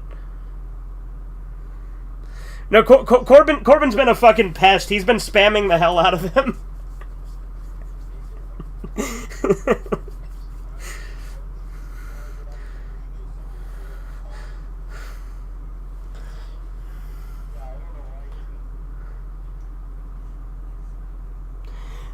I'm gonna go cook another Hot Pocket, but I'm just gonna leave it running. Because, again, I've seen Death Note countless times.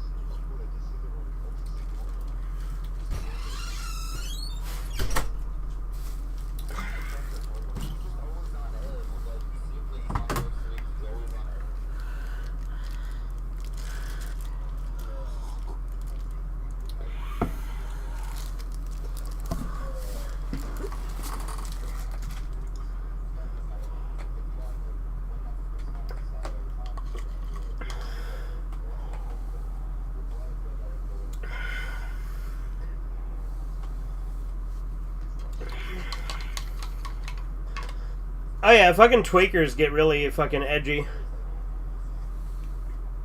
And I'm using like one of the oldest definitions of the word edgy in this case. When I say edgy in this context, I mean on edge.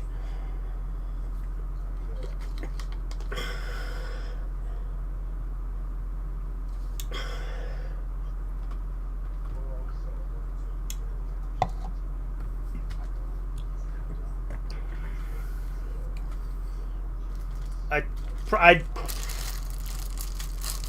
I think that you throw around that word a lot, hybrid.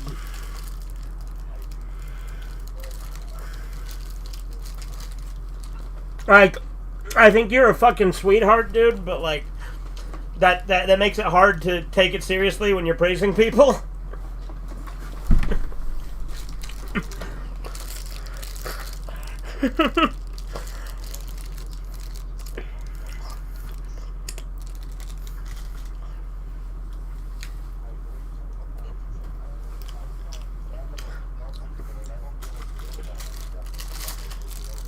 Yeah.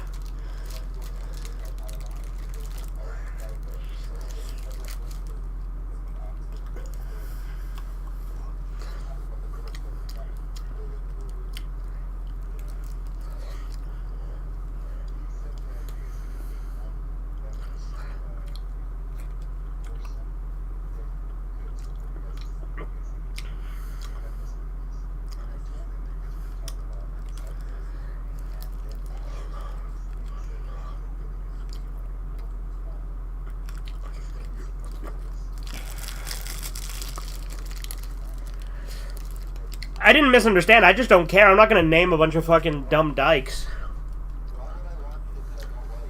Yeah.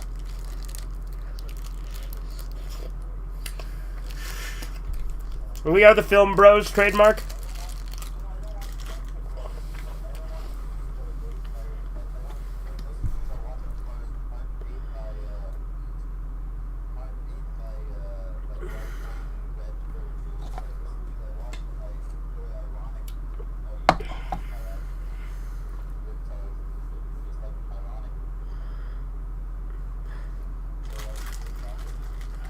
Yeah, like, Watchmen is a masterpiece for the exact opposite reason that Alan Moore wanted.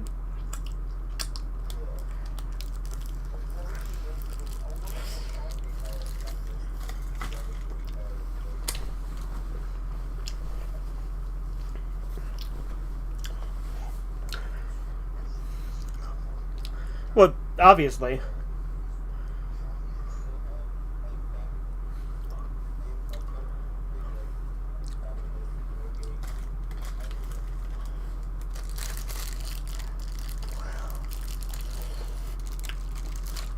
I also like that Light kills Ray Penber right when Ray was going to write him off as not a suspect.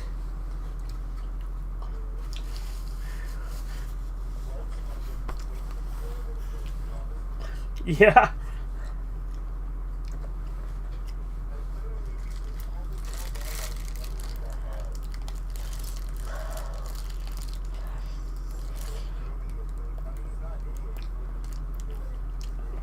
He's a genius, but he's paranoid. And I think we can all relate to paranoia from time to time, can't we, Corbin?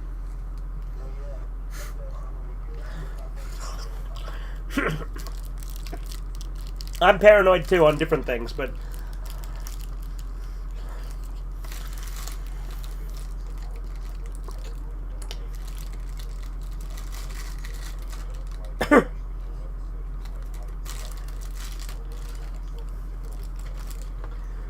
But would you use a death note?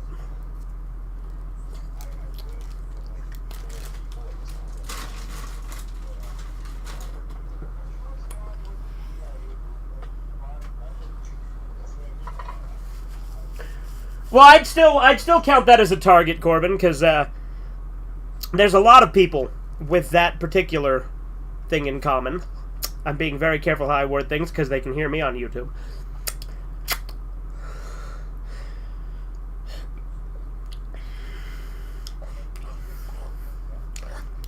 I literally cannot say because my audio is still being picked up.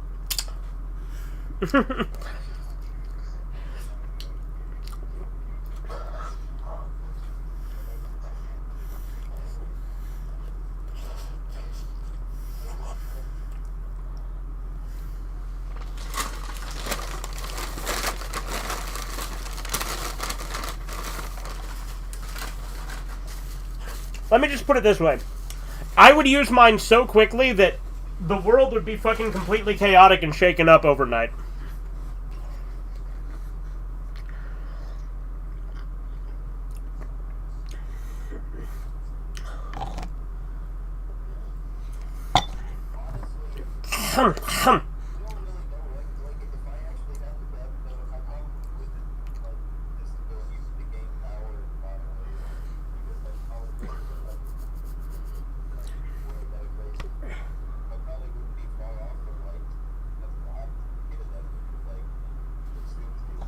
Right. Well, I think, like...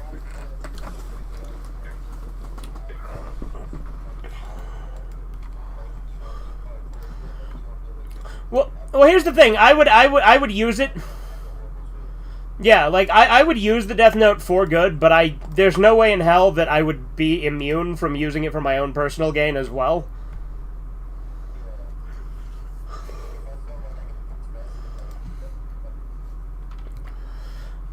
Corbin, I would get rid of that issue altogether, because, again, I would go Scorched Earth. Shit would be nuts.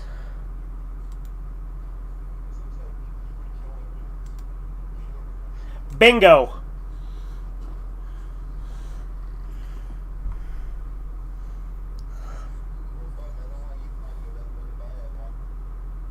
Corbin, if it was you, I wouldn't.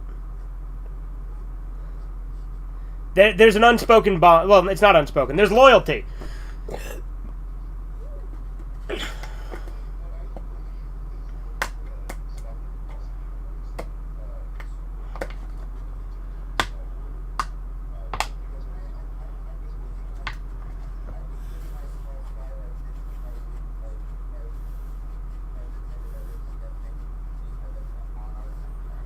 Right. Well, I think I think we all have to a degree.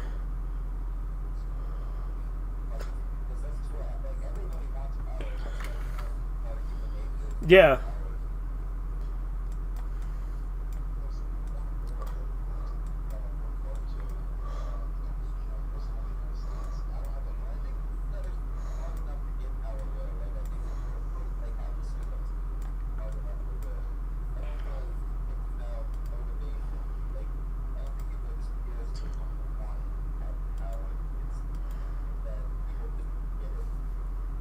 Well, I think that it's who you know, it's your connections, it's a lot of things on how you get power.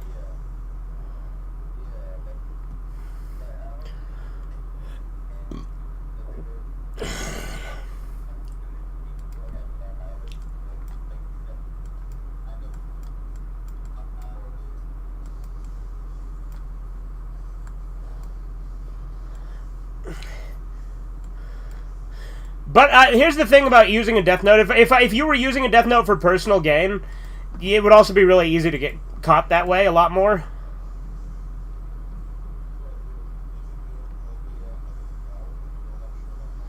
No, I'm just saying, like, if you start taking out a bunch of your rivals and people you know, then people are going to kind of narrow it down.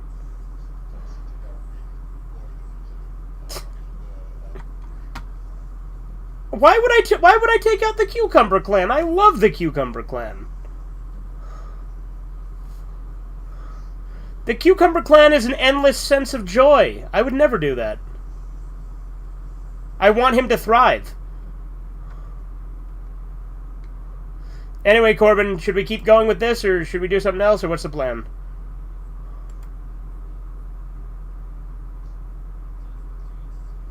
The tornado got him.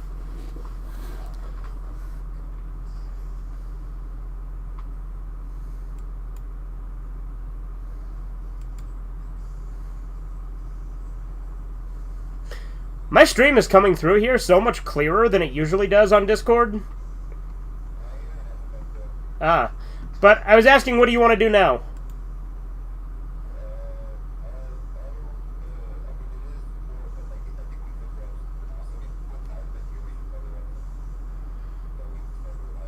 Okay.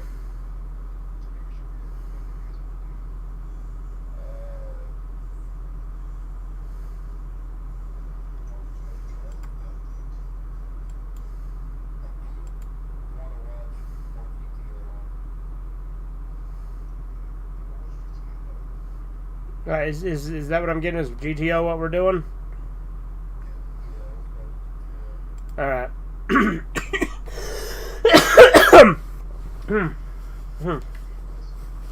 Thank you.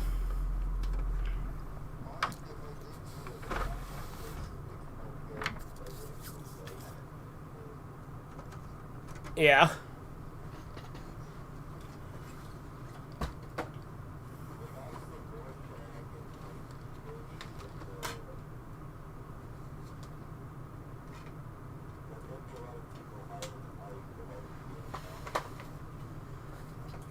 You should do stuff like that, Corbin. You should actually make content.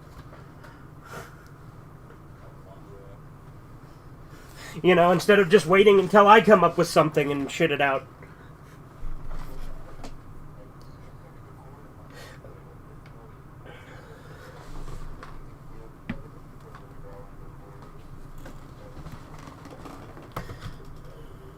Uh-huh.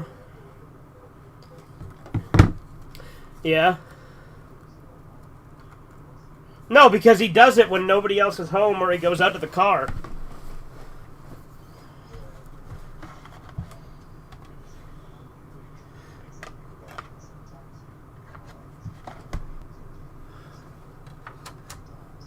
I've never had that problem with his videos.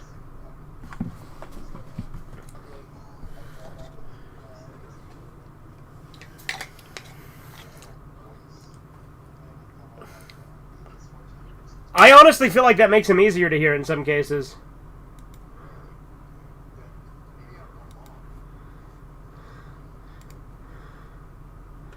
Alright, let's see.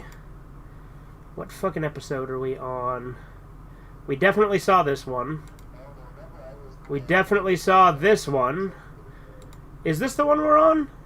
Yep, this is the one we're on. I'm going to pause it at the beginning. So we're on GTO Episode 7, Mother of All Crushes.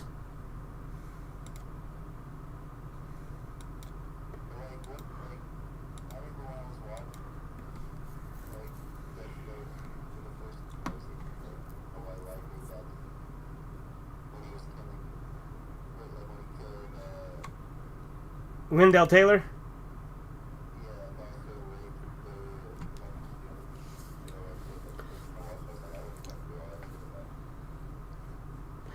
Yeah, but the paranoia might get to you, Corbin. Like, it's easy to say that in the moment when we don't have a death note, right?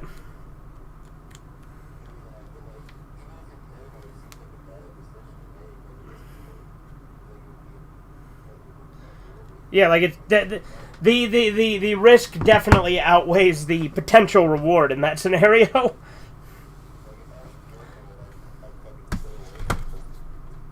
Right. Yeah.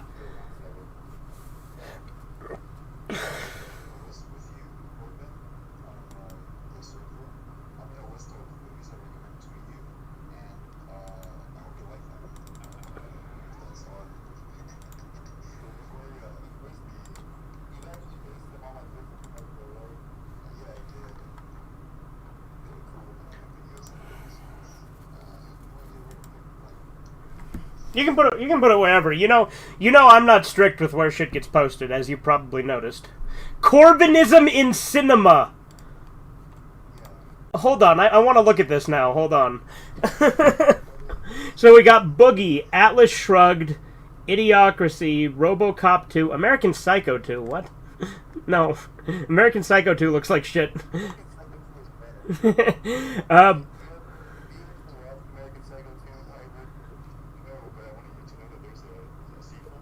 Oh, he knows about it. Yeah.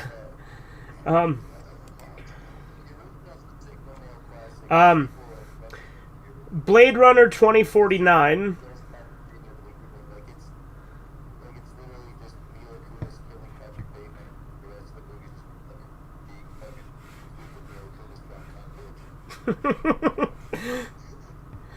So yeah, we got Blade Runner 2049, Ebola Syndrome, The Warriors, Menace 2 Society. Yeah. White Boy Rick. Total Recall. No, not White Chicks. White Boy Rick. Oh no, White Chicks is on there. You're right. Total Recall, Clockwork Orange, South Park, Bigger, Longer, and Uncut, Letters to Dad. Yeah. Tokyo Tribe 2.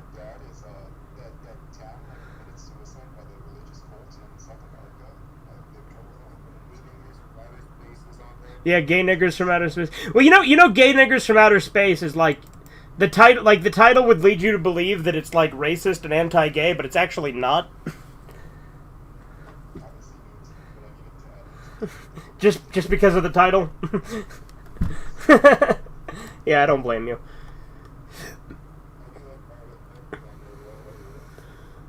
The Beast in Heat. Oh, Brother, Where Art Thou? Da Vinci Code. Sicario, Shot Caller, Over the Hedge. Just seems random compared to all the other stuff. Oh, Over the Hedge is a good movie. I just think it's funny that that's mixed in with all this other shit.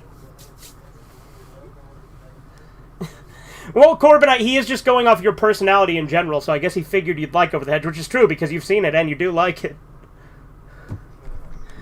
Don't be a menace to South Central while drinking your juice in the hood. And then White Chicks.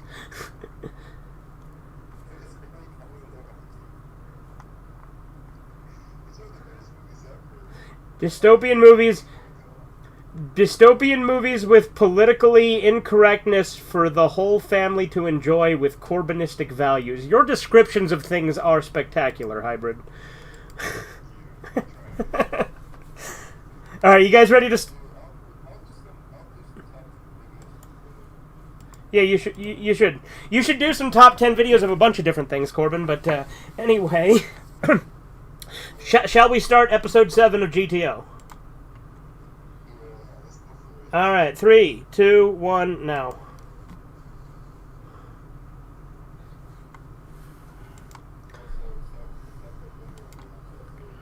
Yeah.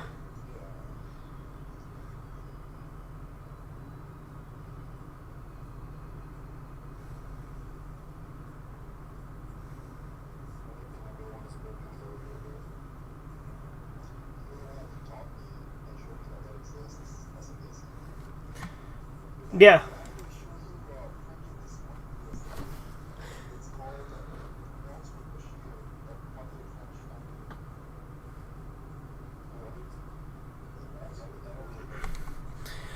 Seriously, my stream is coming through so clear right now. It's usually not this clear. I like this. Like, usually when I go onto the Discord and look at it, it's kind of choppy when I watch it. I don't know if it is when you guys do. But, like, right now it's coming through, like, perfectly.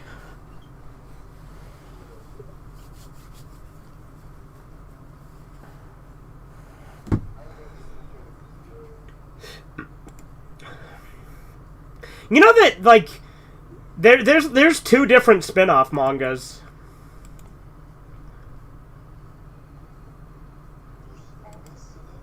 Of course there's mangas to this. I mean, granted, not every anime has a manga, but yeah, GTO has a manga. Corbin's read some of it.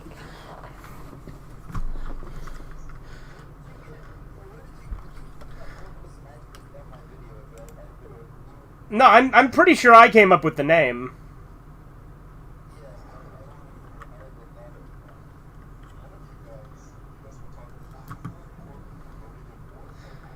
No, it's literally like a joke. It's a joke title I made for one of his videos. No, yeah, you're the one who, like, embraced it and, like, made it, like, real.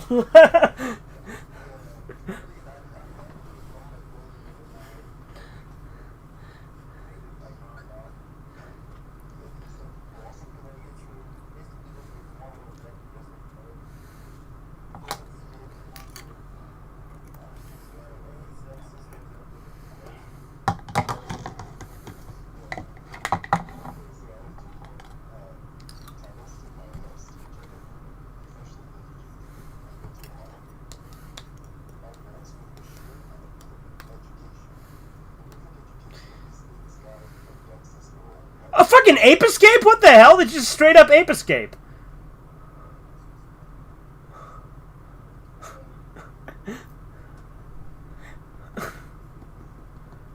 Wait a minute, but that's impossible. He's playing that without joysticks. Ape Escape requires a DualShock controller.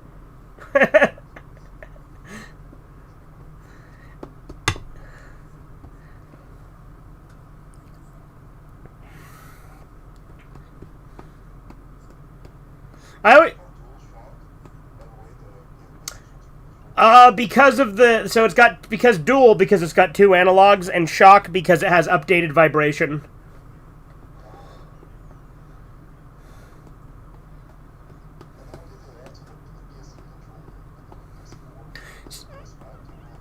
Well, those are all still DualShock.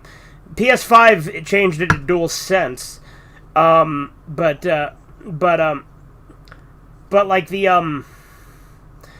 like PS3 added a guide button, and then PS4 added a touch screen, like a touchpad, and then PS5 kept it like the PS4, but made it like a much more irritating shape that's like a pain in the ass to hold and is uncomfortable. Like, I genuinely hate the PS5 controller.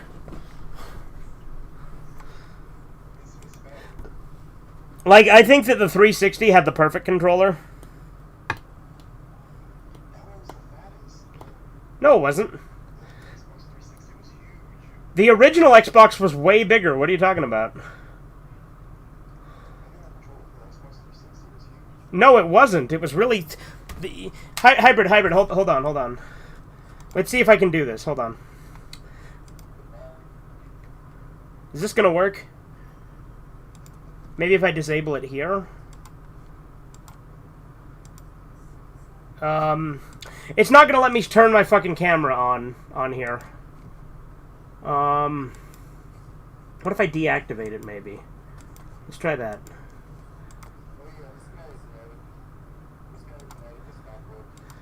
Alright, will it work? Because I wanted to show you, this is not huge. Look, I have the camera on, Hybrid. Like, hold on, let me get a... there's no way you can consider this huge.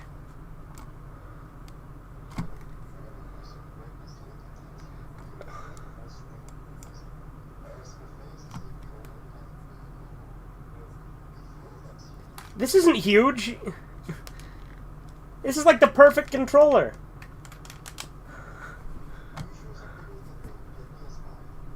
Yes, I'm sure it is not bigger than the PS5 well, but yeah, no, this is bigger. The PS5 has like really annoying scrawny like sides that are annoying to grip.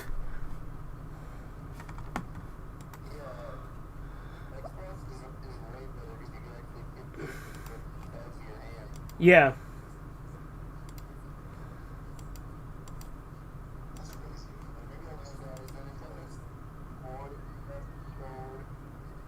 The Nintendo 64 is not the best controller, but I do like it. Yeah, but I love it. Yeah, like, the Nintendo 64 controller is kind of fucking not great, but I still love it, you know?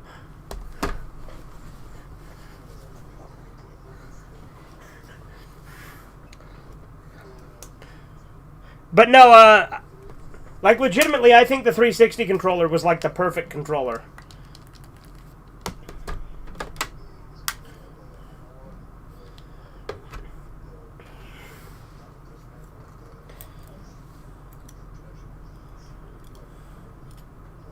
No, they're perfectly placed.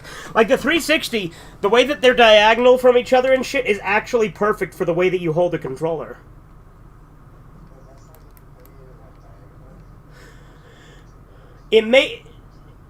Hybrid, like, it makes so much more sense to have your left thumb be much higher up than your right thumb. Like, that's so much more... It makes so much more sense than just having them at a level spot.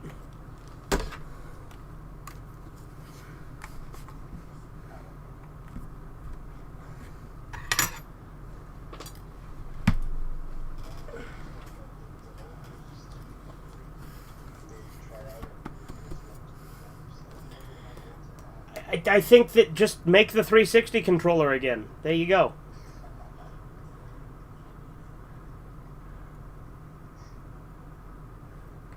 And the Xbox One controller is fine, but the 360 controller I think is better. Like, I think the bulkiness of the 360 controller, because they're similar, the 360 controller and the Xbox One controller, but I think the bulkiness of the 360 controller gives it some real weight. Like, I like holding this a lot more.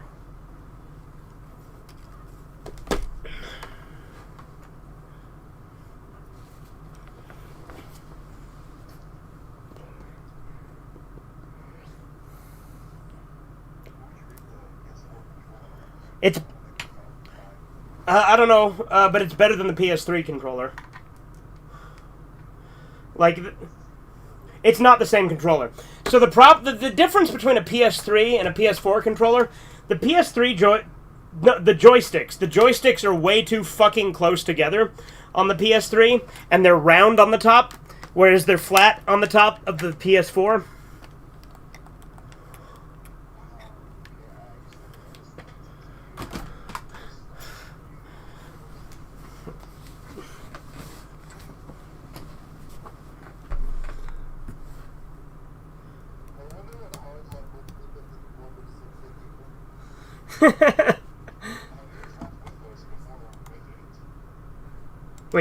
Wait, did you show him the list?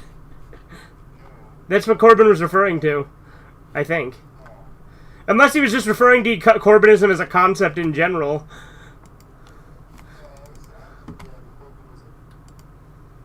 The Corbinism list or concept? The list of movies, yeah.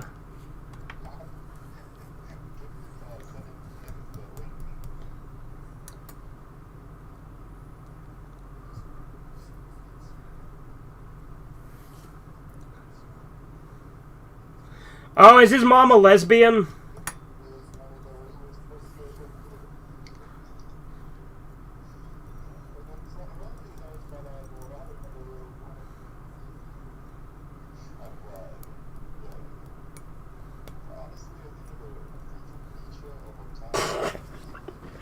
See, Hybrid, this is why it is really hard to take it serious when you're talking about how someone's a genius.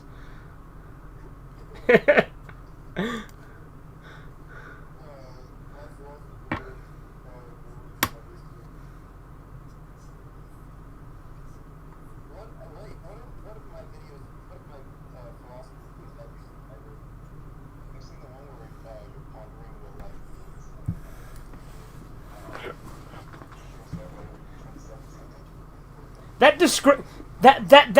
describes like half of his videos.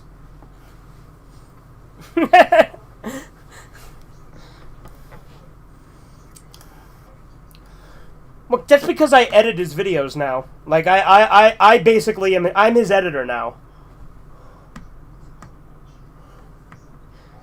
Yes, I am the editor-in-chief of Corbinism. That's my title.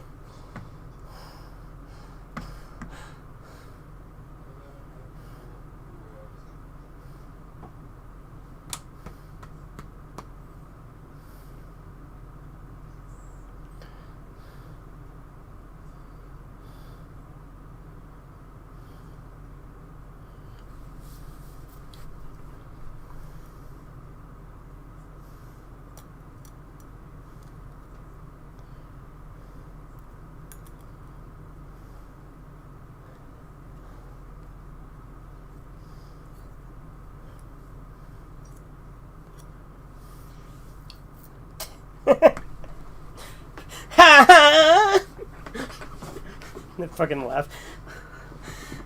Fucking Onizuka's voice in Japanese is fucking great. Like, it's like the most obnoxious voice. I love it.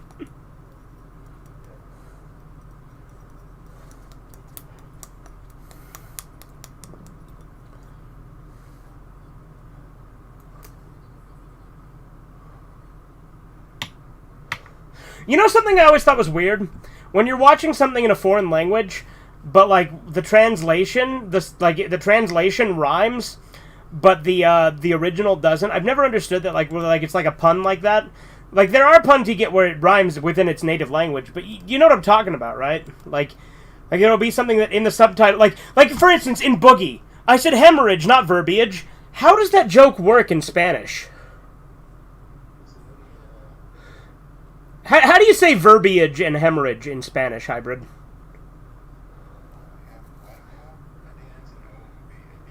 Okay. Okay, so it would work in that, like so that joke would still work then. Okay.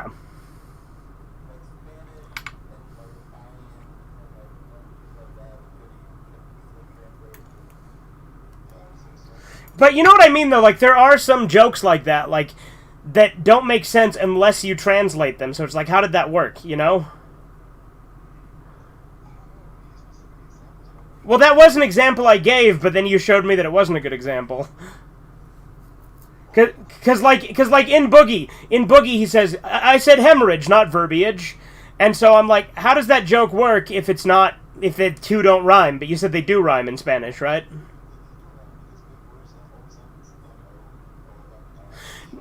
Yeah, but like, is there even a word for verbiage in Spanish?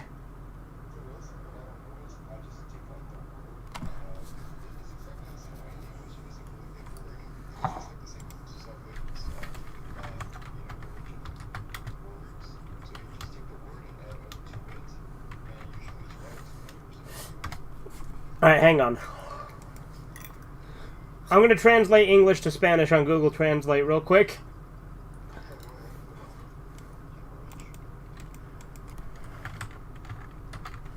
Okay, verbiage. Verbosidad. Okay. Dad, you know. Hemorrhage. Yeah. Hemorrhagia. Yeah, they don't rhyme. So how does that joke work? It's like that in the comic, too. Like, it's not just in the movie. It's not like a subtitle or dub change. Like, I literally Google translated the comic, and it still says, I said hemorrhage, not verbiage. So how does that joke work? I'm so confused.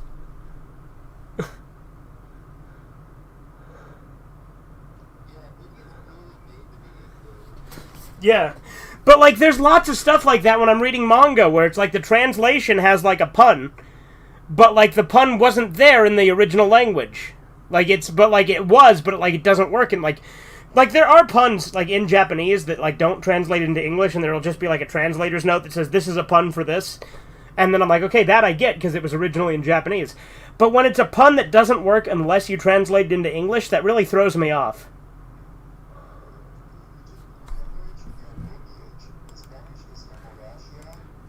Mm-hmm. That's not how it was when I Google translated it. It said verbosidad.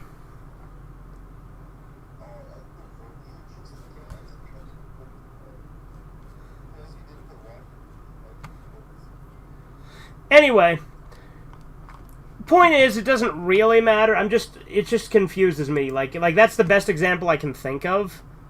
But like there's other examples. Well, no, but those I get. No, those actually do make sense because it's a translator's note letting you know this joke didn't translate well. But or like when they dub it and make like a joke that's kind of similar that works with the pun. But when it's a pun that straight up doesn't work in its native language, but when you translate it, it becomes a pun, and that was clearly intentional. It's weird. I guess because English is like the most popular language, like worldwide. Like I know Mandarin technically is because China's fucking huge, but like I would say like on a global scale, English is more common like across the world. It's just there's more people who speak Chinese because China has a ton of people.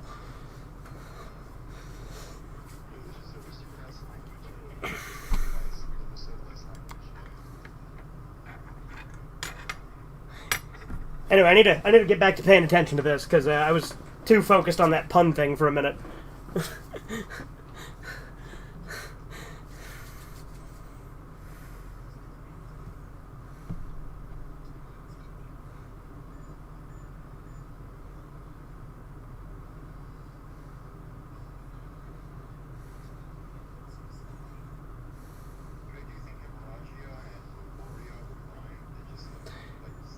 They don't rhyme enough that the pun works as well as it did in English. Like, that pun was clearly written to be translated.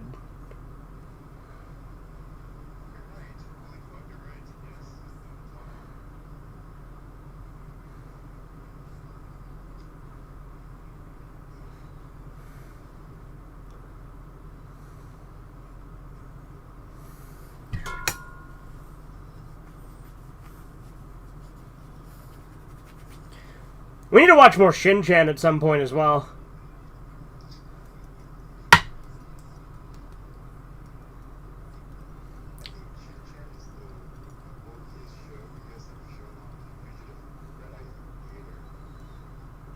You haven't watched it with us, though, Hybrid. You just have a lot of assumptions about it because you've probably seen, like, a kidified version. Like what language have you seen Shin-Chan in?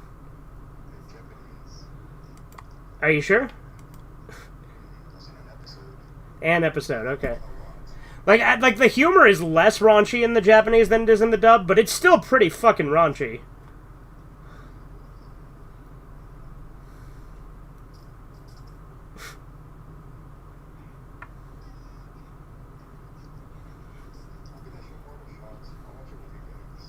Okay.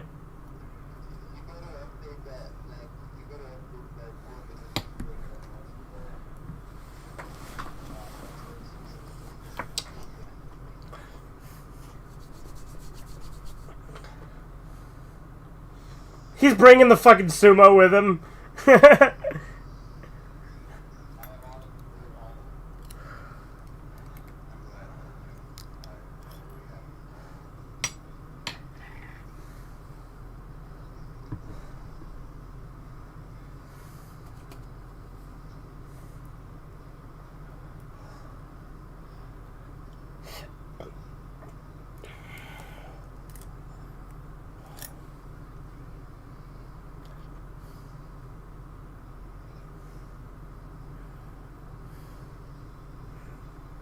I like how he's keeping up with them when they're on bikes and he's running with a big-ass thing in his hands.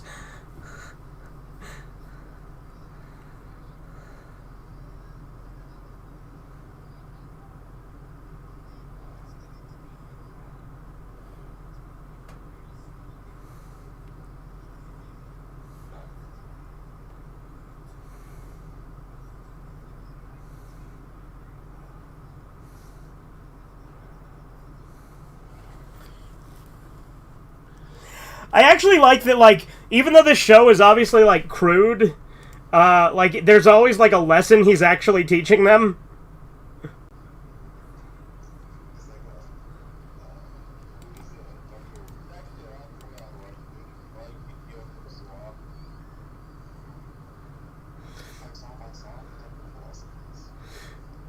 No, but, like, even, like, when he's, like, torturing the students and shit, he's actually teaching. It's like Wilfred.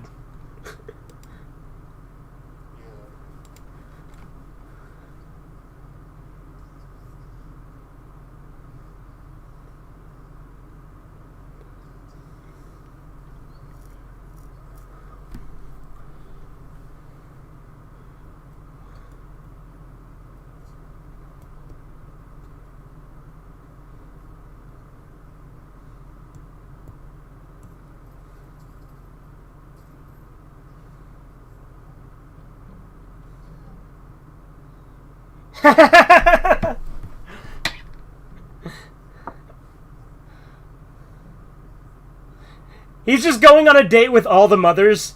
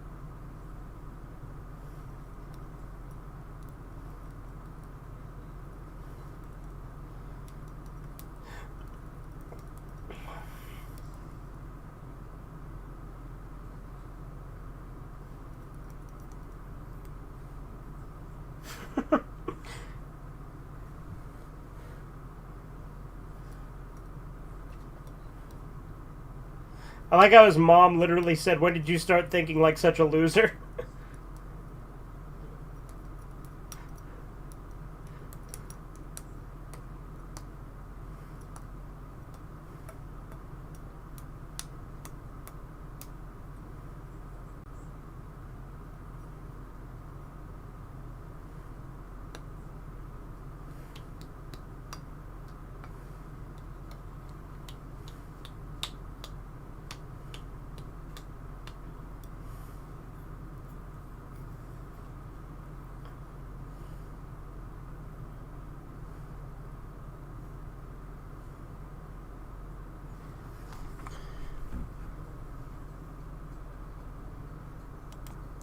Alright. What now, Corbin? Alright, just making sure. So I'll just let the credits play and it will naturally flow into episode 8. So anyone who's syncing up along, which let's face it is nobody, because nobody actually does that with these streams, even though I try to make it so people can.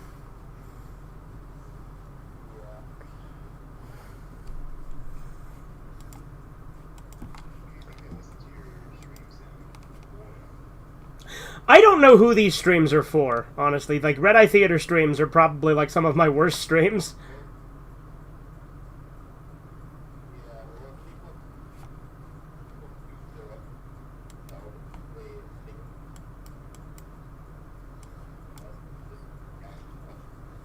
Yeah, well, that's why it's better with the people in the Discord. But, like, to be fair, I do try to make it so people can sync up as well. Like, if I was bigger, I'm sure people actually would do that. You know what I mean? Like, if I actually had, like, a huge following, there would be people syncing up.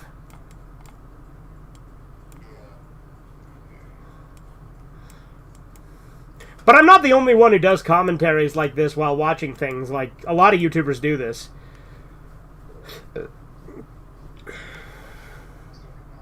Yeah.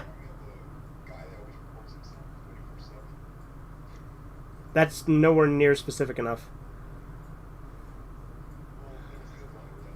Wait, are you talking about that guy that, like, sits in his house just staring at the camera?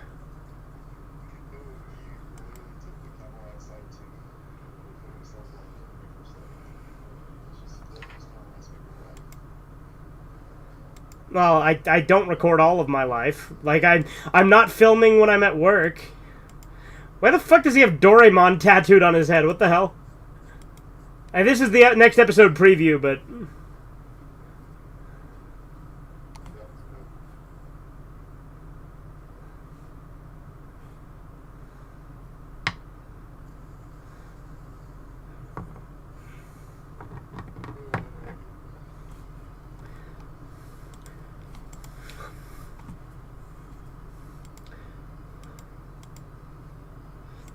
It's funny, though, because, like, Redeye Theater, probably not the most interesting stream to watch on YouTube, but they are really fun for me to do, because we're literally watching shit and hanging with the boys.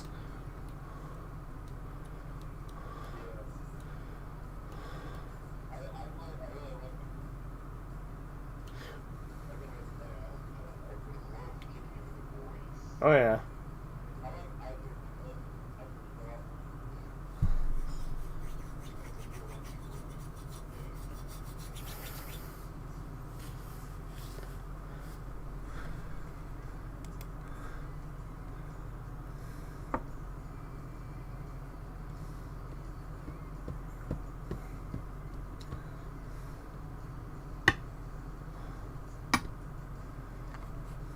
I also think it's crazy that a lot of, like, Discords that do these kind of things, like, have everybody mute their mics, and I'm like, that would defeat the purpose of watching it with a group, in my opinion.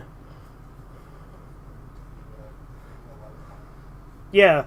Like, that's what I'm all about, is, like, that's the whole point of a Redeye Theater, because if I just wanted to watch it, I'd just watch it. But here, what I'm actually doing is fair use, because we're literally commenting on it the whole time.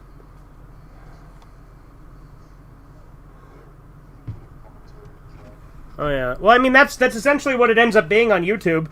It's just my commentary track with my face. Yeah, I mean, yeah, it is a live reaction. It's just...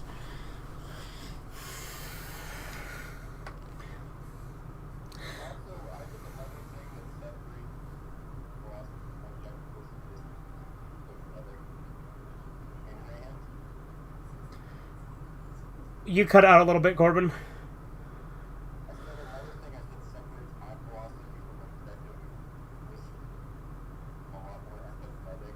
You're a lot more empathetic than Ayn Rand. Okay. See, because I... Yes, Corbin, aren't you so humble?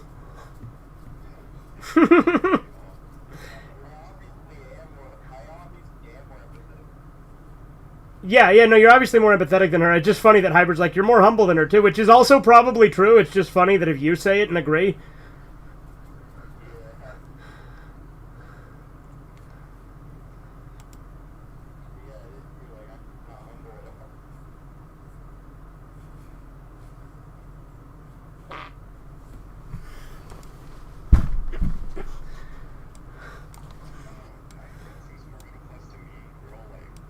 Hold on. What does class have to do? What type of humble are we talking about? Okay, okay. So you are meaning it in the actual sense, not like humble as in poor. You mean humble as in humble. I'm just making sure. By demagoguery, I of course mean demagoguery.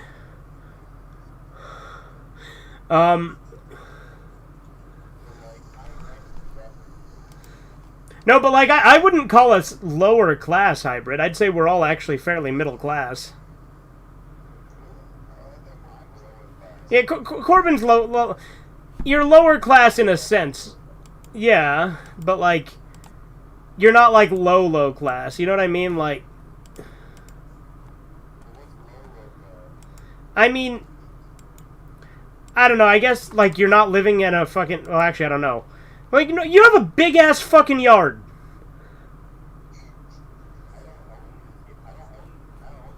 Okay, well, yeah. If you're going by that logic, sure. Then you yourself are low class. Yes, by the money you make. Yes.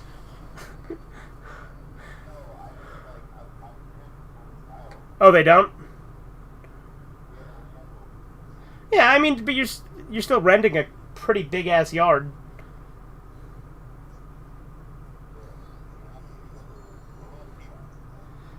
Yeah, I'd say you're like upper lower class to lower middle class, but I guess it depends. But you're not like living in like a trailer or like a crack shack, is what I'm saying.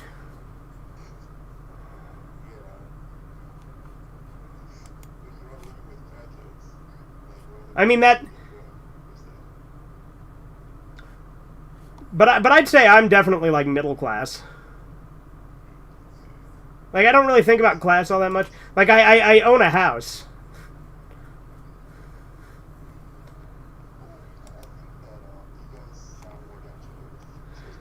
Sure, sure. I consider myself down to earth. I'm not like an out of touch elite, if that's what you're getting at. Correct. I don't think any of us are.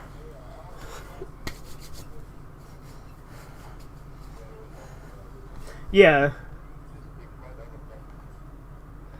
Oh yeah. No, Ayn Rand. The objectivism was very pro-industrialization, Corbin. Like that is true. It was also very pro like technology, just in general. Like Ayn Rand would love the internet.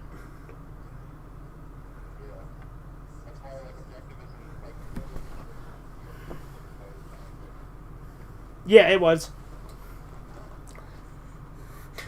But like the thing is, I don't either. I think the thing is, Corbin, that we're not exact like neither you nor I, nor hybrid, I would say, can actually fit into one philosophy. Like we each very much go to the beat of our own drum.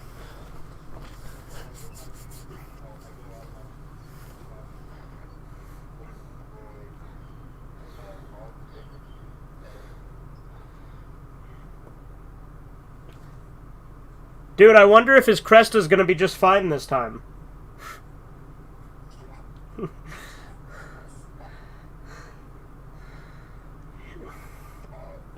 I'm surprised. I'm surprised that car can keep being repaired. Like it keeps getting fucked up.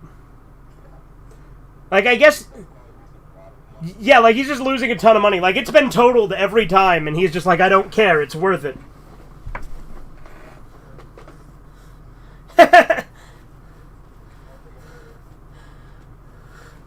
Like I said, this guy's clearly like the second best character.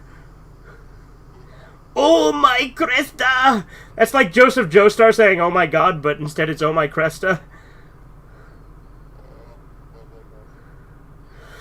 Like I said, Corbin, we need to watch. We're gonna watch for Red Eye Theater. We're gonna do this very uniquely because a lot of my JoJo is on Blu-ray, but parts 1 and 2 I have on DVD, and the part 3 OVAs I have on DVD. So we'll just watch the OVA version of part 3.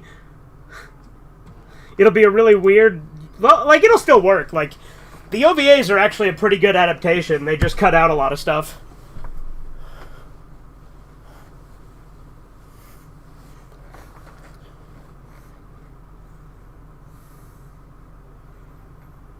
But we definitely need to start JoJo.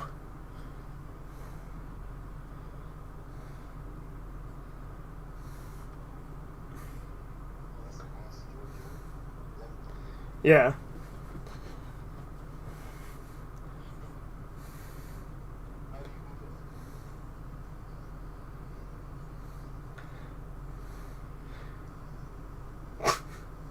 Remember in Peep Show when they go bowling and Mark just starts throwing all the fucking groceries, and then he goes and fucks that goth chick.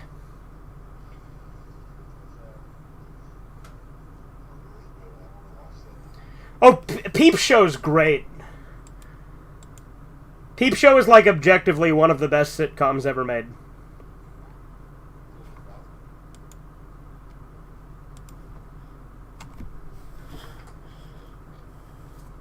I'm pretty sure you cut out on that, Corbin, but I'm obviously not going to repeat it.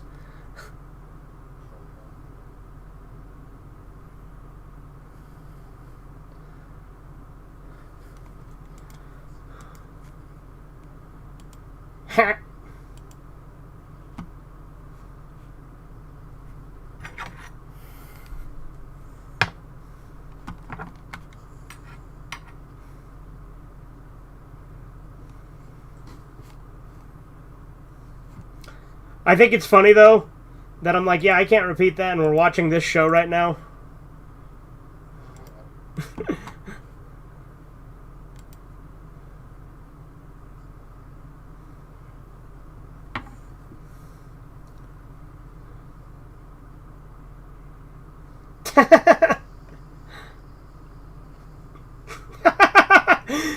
That would fuck you up. Like in real life, that would absolutely fuck you up. That could kill you.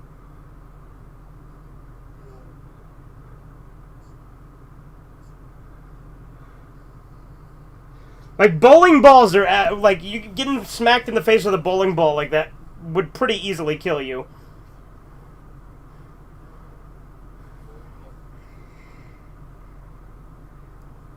That face. These faces are fucking great.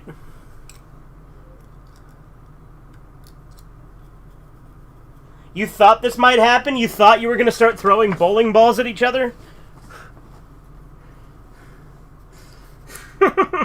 Looks like he was taking a massive shit there.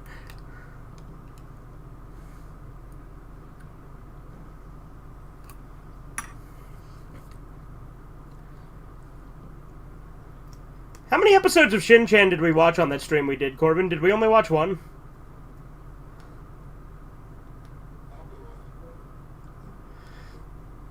But remember, Shin-Chan has, like, a bunch of segments per episode. We might have watched two.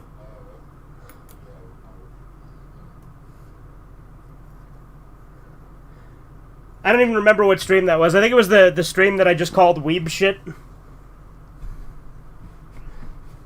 Like, I've been really bad at keeping track of, like, the titles with the anime streams. Like, I don't number them as well. Like, I just call them whatever.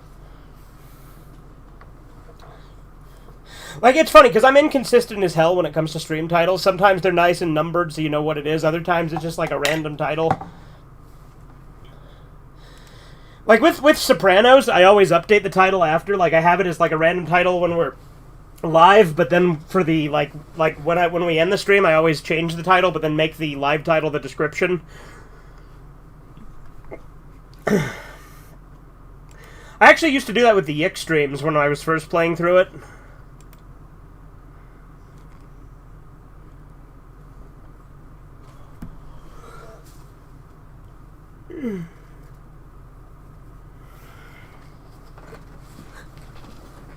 We are calcium deprived.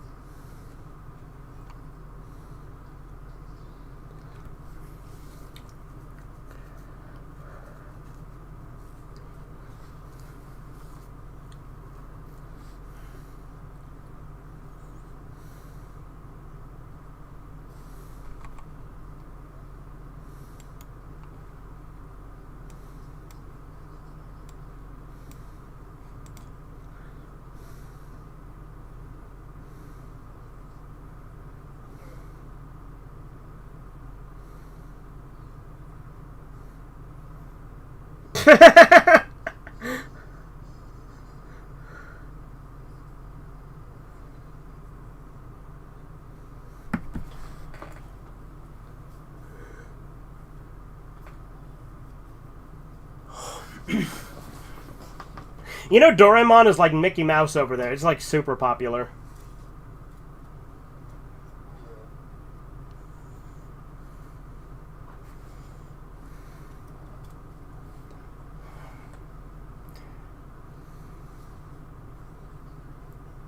Oh, by the way, like, the kind of, like, thug that Onizuka was before this series, it was more like a biker gang than Yakuza. Because I looked into it. It's a specific type of, like, biker gang type thing. I think it's a subculture that probably doesn't really exist anymore.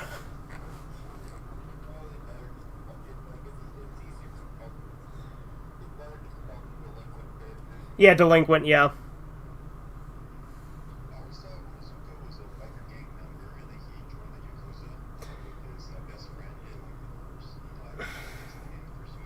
They called him like a boss. Like again, he was kind of Yakuza like. Like they did Yakuza fucking torture tactics on the students in the first episode. Look at that guy's fucking teeth.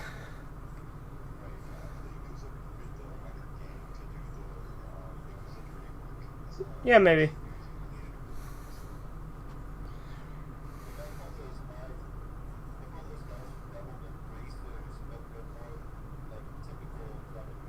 Yeah. He's got the fucking Doraemon propeller now. He's literally acting like Doraemon.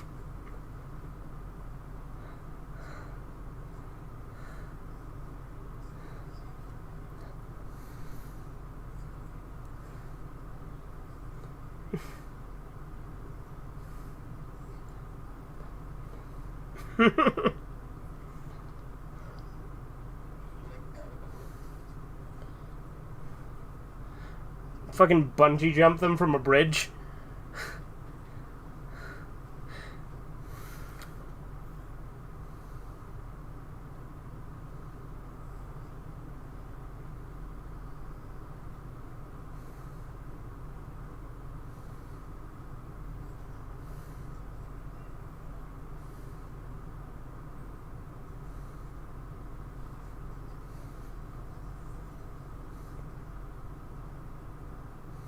You'll be fine, we have rope.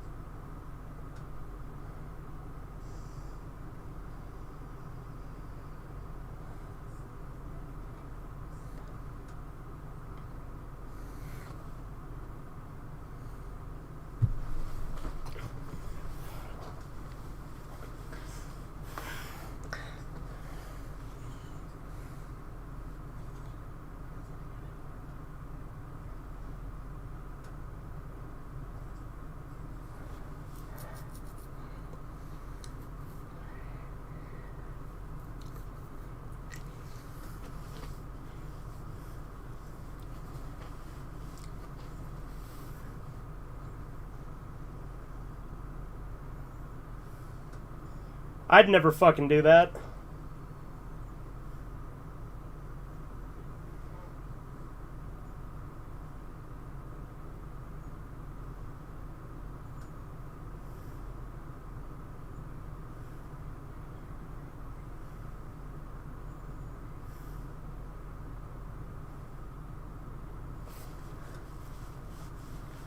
Bay Bridge bungee jumping.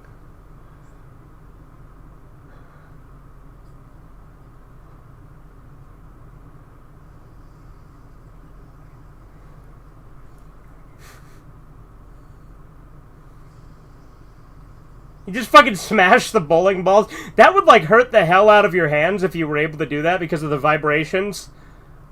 Did he just fucking draw a fucking Fist of the North Star on him? Yes, he sure did. I've come to save Yuria from these villains.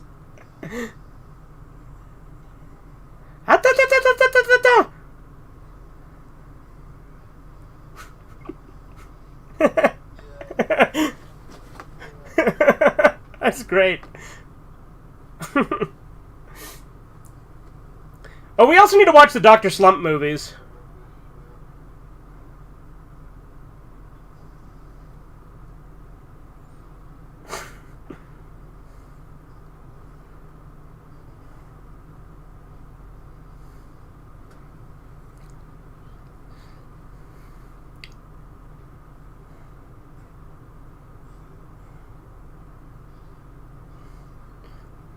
He just fucking punched into the dashboard.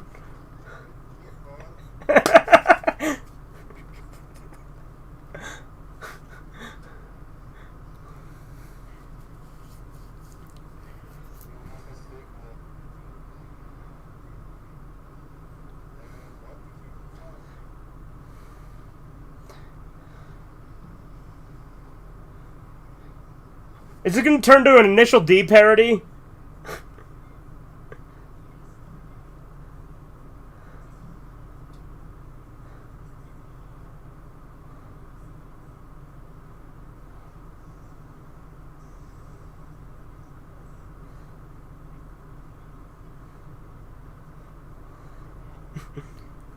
We have to get... Oh, see? Onizuka's even helping him out. He's like, oh, we have to get revenge for him.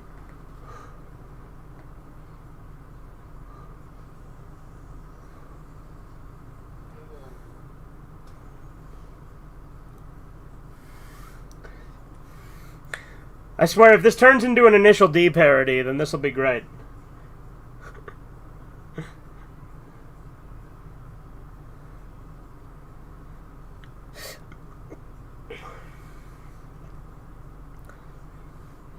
We need to watch Initial D as well.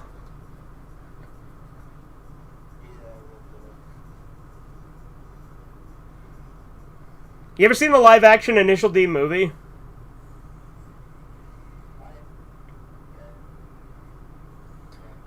You have? Yeah, I actually think the live-action movie is actually pretty good. Like, the only thing I don't like about the live-action movie is that they turned Takami's dad into an abusive drunk. That's, like, the one thing I didn't like. Because his dad's actually really fucking cool in the show.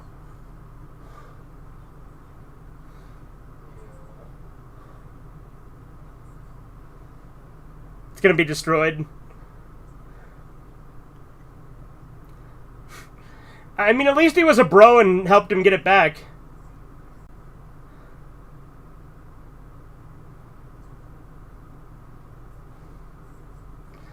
And now he's gonna get in trouble for the fucking car chase. This guy cannot catch a break.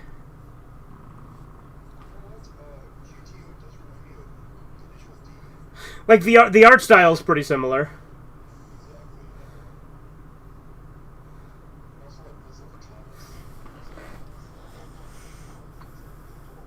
I know what Prince of Tennis is just because I used to make fun of this guy, Alan, that I used to work with. I called him Big Gay Al in a video because of it, because he once said that the Prince of Tennis was, like, actually decent, and so I literally bought him the entire Prince of Tennis one year for Christmas and kept making fun of him and saying he was the president of the Prince of Tennis fan club, and I would not let it go. Like, he literally only said once that it was actually decent. Like, he never said it was great, but I like, exaggerated the hell out of it and harassed him with it.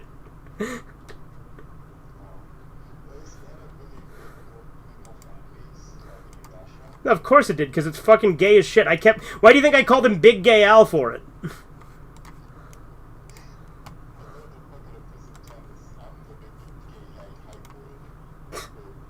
Big gay hybrid.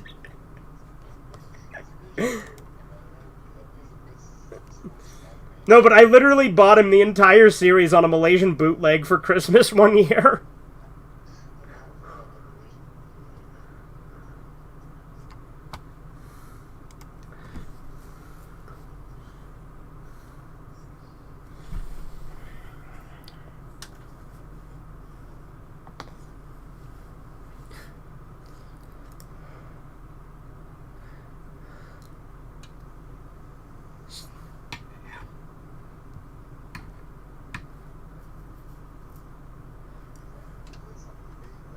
Yes.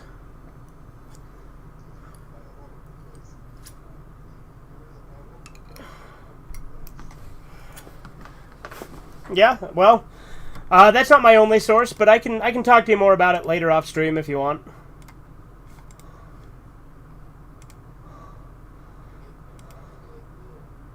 Yeah. Bootman Bill, indeed. It's not a site. It's channel lore, Hybrid. It's not like real. I used to pretend that the bootlegs weren't mine, and I made up, oh, these are my friend Bootman Bill's. Like, so in the videos, like, it was a bit I did for channel lore, where I would say, oh yeah, these are my friend Bootman Bill's, he's letting me borrow them and show them off, when they're actually all mine.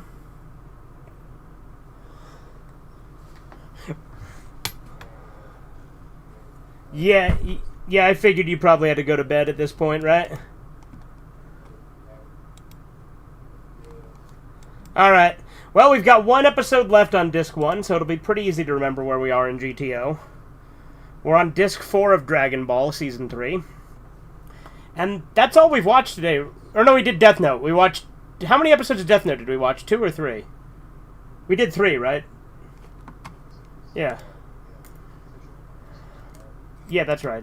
Did we only watch 3 or did we watch 4? Because we... So, did you say we did 3 or 4, Corbin?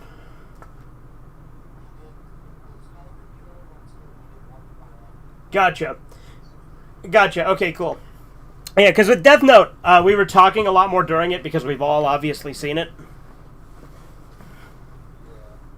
I'm going to go ahead and I'm going to unmute you guys real quick. Yeah, there we go. Now YouTube can hear. But yeah, we were talking about... We were talking about Light Yagami as a character. Uh-huh. Yeah, Light is really cool. He's based. Yeah. Yeah. I agree. Like I said, I don't agree with his morals in a lot of ways, and I do think that I would. Well, yeah, but I don't agree with Walter White, but I'd still call Walter White based. Oh, I agree. I don't agree with Boogie, but I call Boogie based. Yeah. I idolize Boogie too. Yeah, I'd call Tony Soprano pretty based too, even though he's a fucking hypocrite.